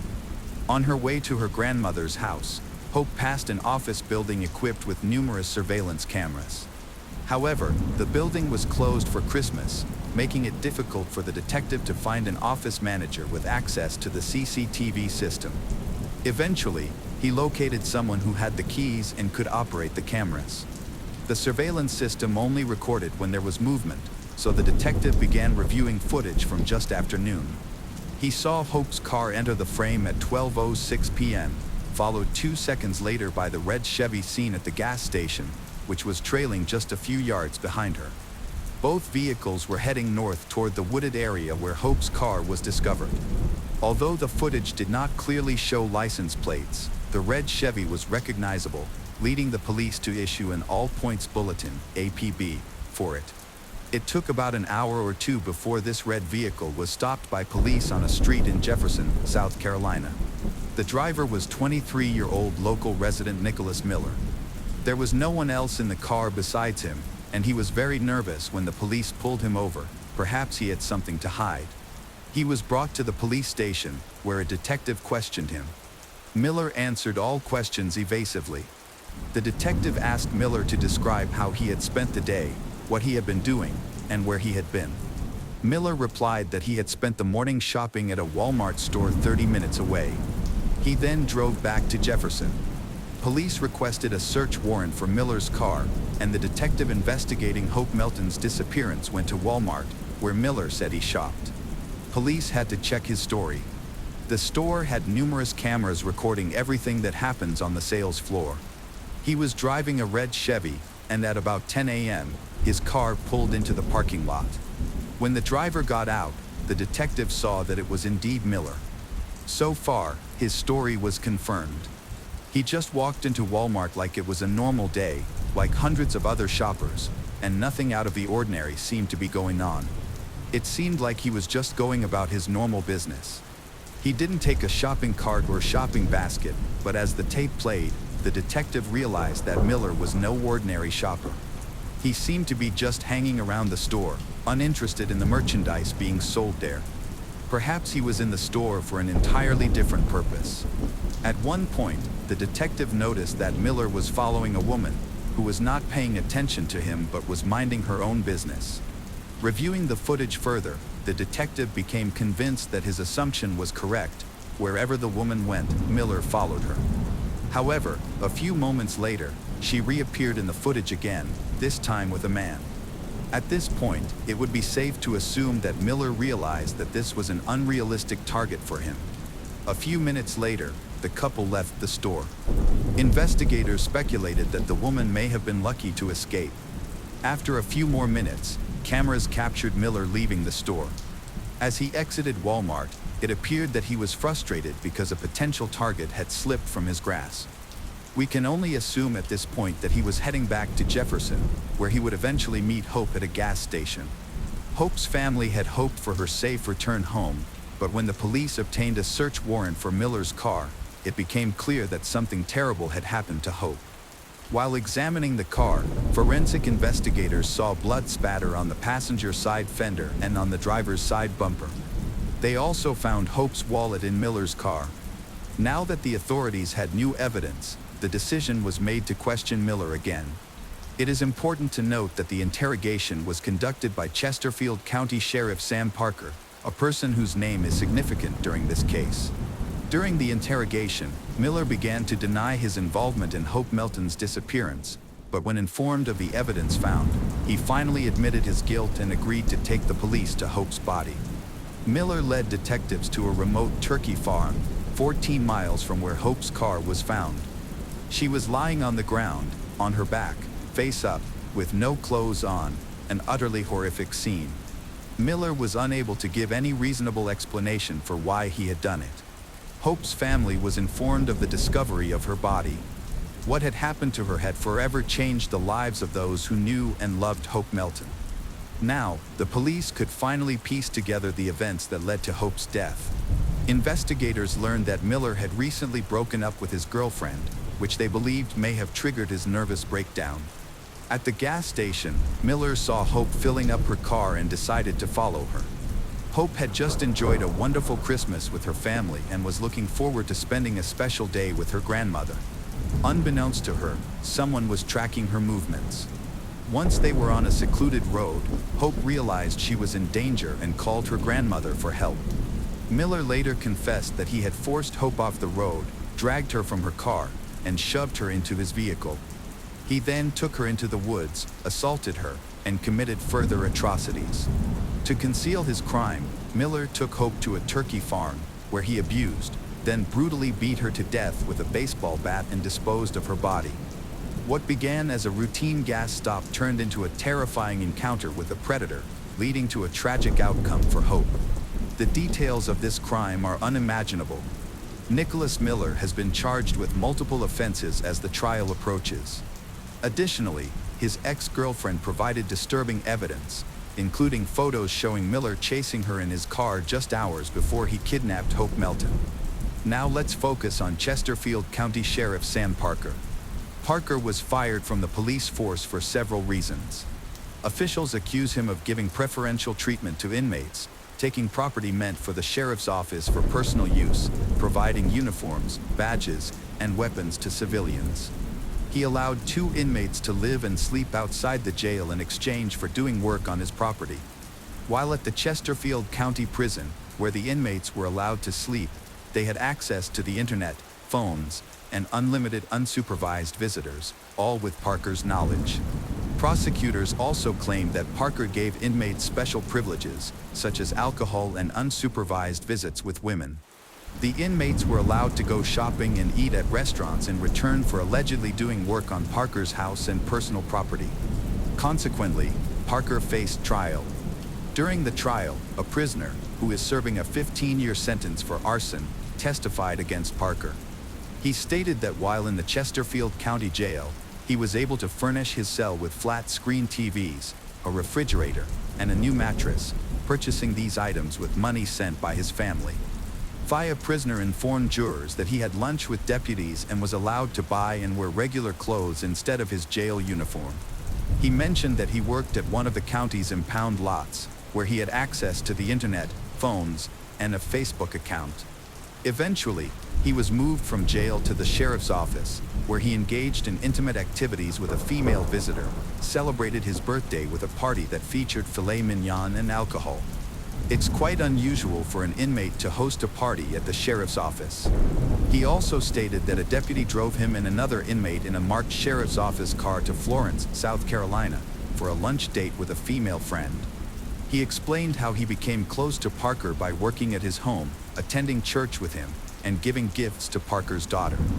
In 2014, Parker was convicted of 5 counts of misconduct in office, 2 counts of providing contraband to inmates, and 1 count of embezzlement. He received a 2-year prison sentence with the possibility of parole. As the judge prepared to announce the sentence, the former sheriff became emotional, expressing remorse to the residents of Chesterfield County, his family, and friends. After the verdict was delivered, Parker apologized to his family for the shame he caused and to his fellow law enforcement officers. Previously, Sheriff Sam Parker had interrogated Miller, who confessed to the crime and led the police to Hope Melton's body. Initially, Miller was facing the death penalty, but the sheriff's office actions prevented prosecutors from pursuing that option. During the interrogation, the sheriff promised Miller that if he confessed and disclosed what happened to Hope Melton, he would not receive the death penalty. However, the sheriff did not have the authority to make such a promise. Believing the sheriff, Miller confessed to the crime, which ultimately compromised the case. Attorney Dan Johnson issued a statement saying former Chesterfield County Sheriff Sam Parker had seriously damaged the case. Johnson explained that Sheriff Parker secured a confession from Nicholas Miller by making an illegal promise not to pursue the death penalty. Due to Parker's serious misconduct in coercing Miller's confession with this promise, all statements made in relation to it should be excluded from the trial. In March 2015, 26-year-old Nicholas Miller admitted guilt to all charges and received a life sentence without the chance for parole. Hope Melton's family was outraged and frustrated with the former sheriff. Hope's mother, Elizabeth, expressed disappointment, as they had hoped for a death penalty sentence for Miller. The family is still waiting for an apology from Parker while actively seeking justice and working to honor Hope Melton's memory. The case of Alexandria Koschel. Alexandria Koschel. Born on September 11, 1997 in St. Louis, Missouri, Alexandria, commonly known as Ally, is the adorable daughter of Cindy and Keith and has an older brother named Andrew. Alexandria has a friendly and approachable personality. From a young age, Alexandria's bright smile and warm personality attracted people. As she grew up, Alexandria's positive energy spread a positive life to those around her. She spends time with her friends, classmates, and family members. Alexandria's ability to connect with people from all walks of life is truly remarkable. Alexandria is a charming and compassionate person who always helps those in need.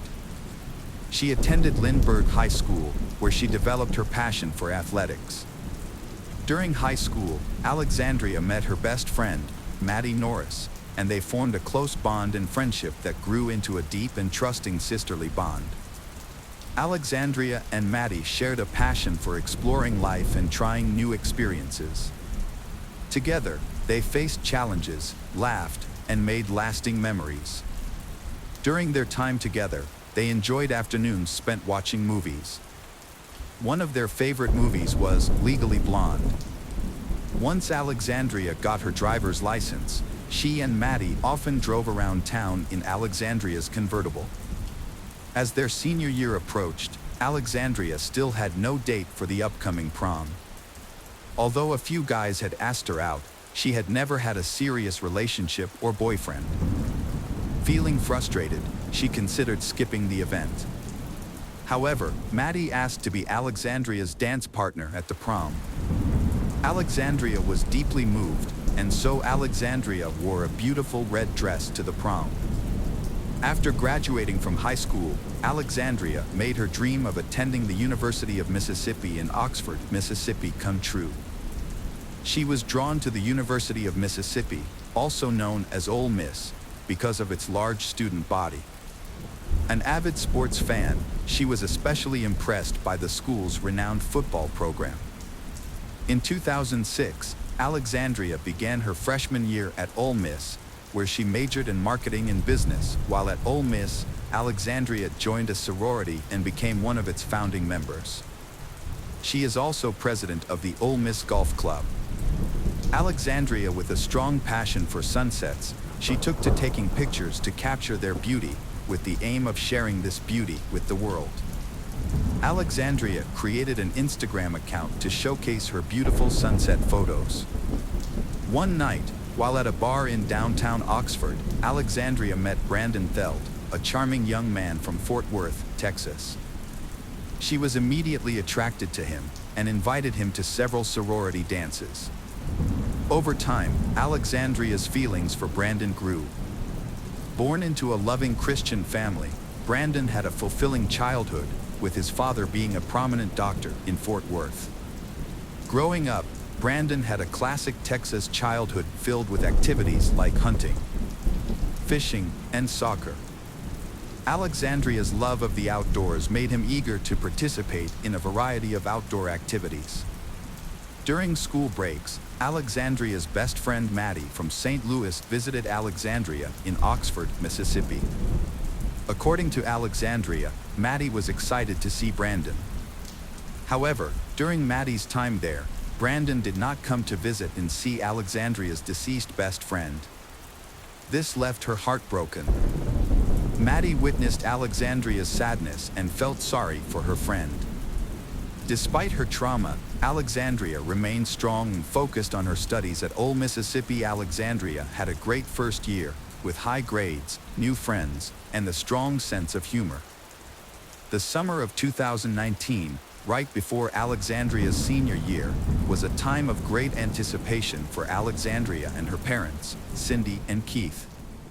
They were all looking forward to her senior year at Ole Mississippi. Alexandria's parents decided to visit her at Oxford University for a few days.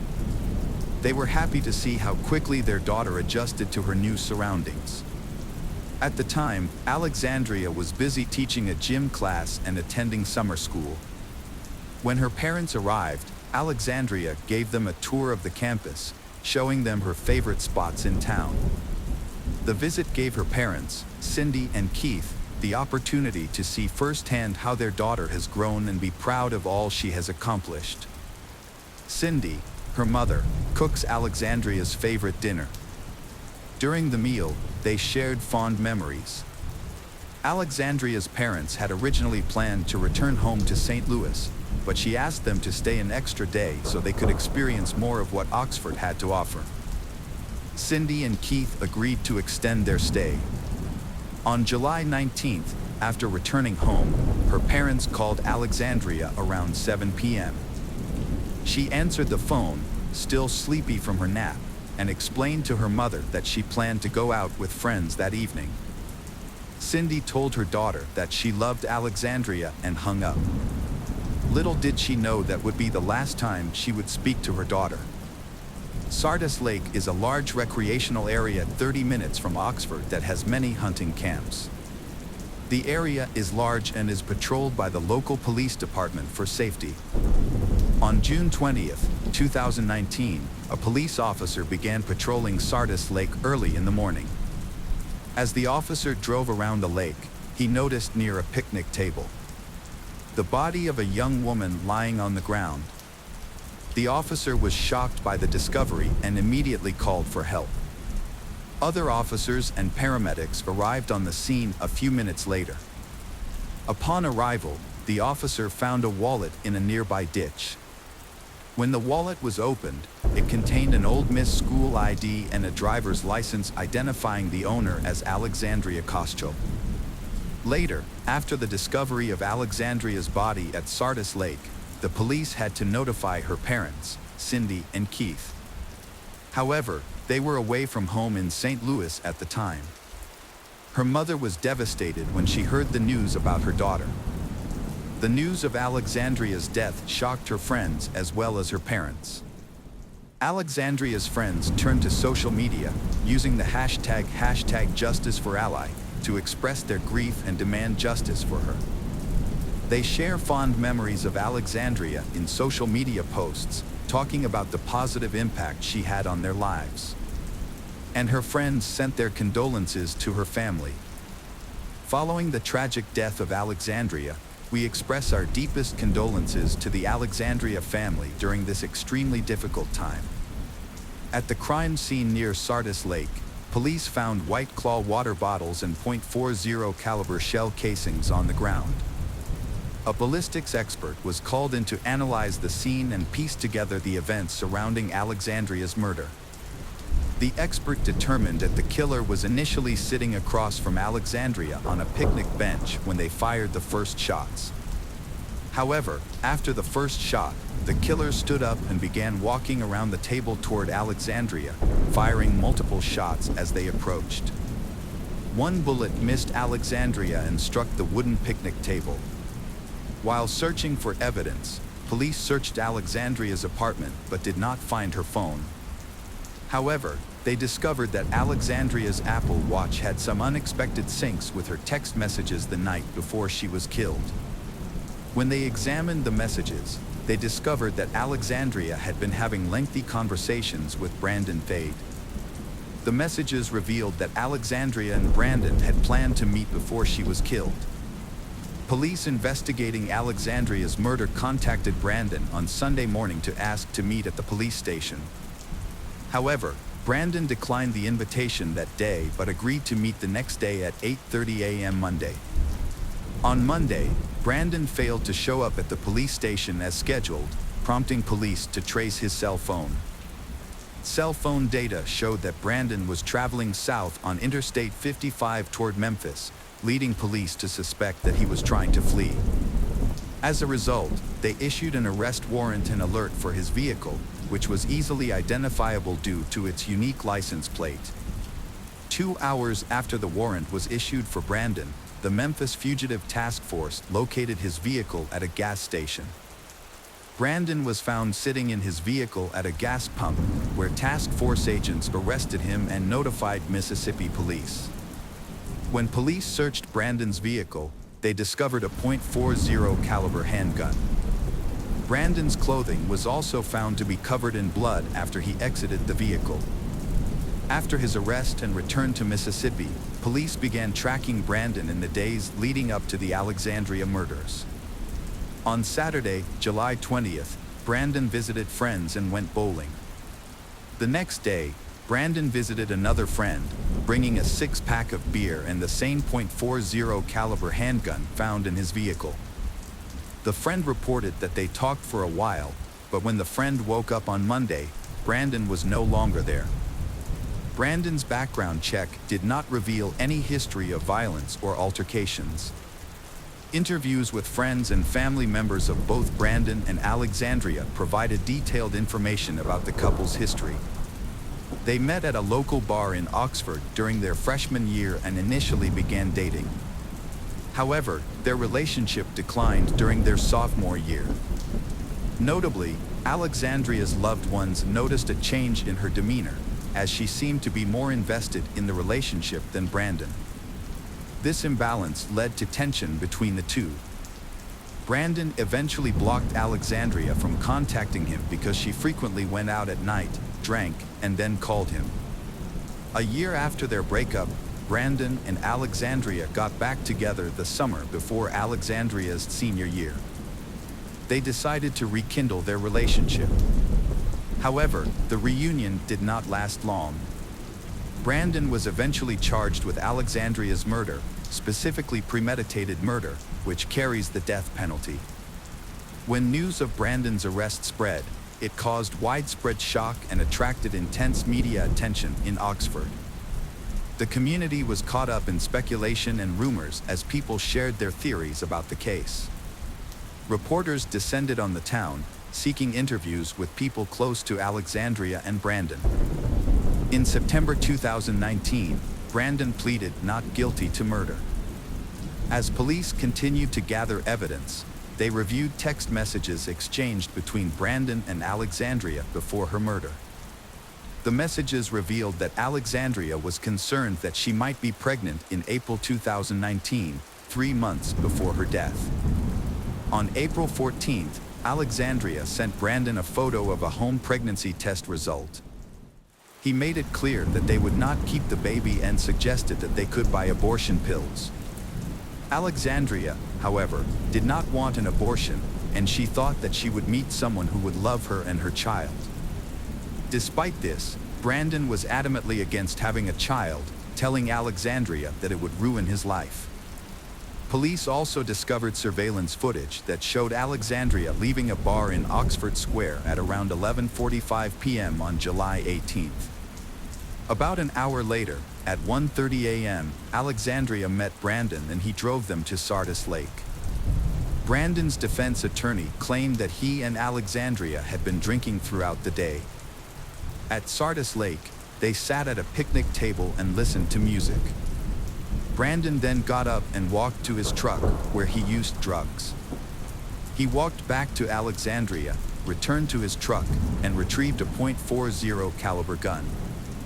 By the time Brandon retrieved his gun, there had been a shooting on the other side of the lake. After the incident, Brandon and Alexandria continued to talk, but the situation became heated, and Brandon shot her. According to the defense, Brandon's actions were influenced by the combined effects of drugs and alcohol. The police and Alexandria's family saw the incident from a different perspective. They believed that Brandon killed Alexandria because he suspected she was pregnant, which he believed would ruin his life. To them, the murder appeared premeditated. Brandon agreed to a plea deal with state police on August 27, 2021, avoiding the death penalty.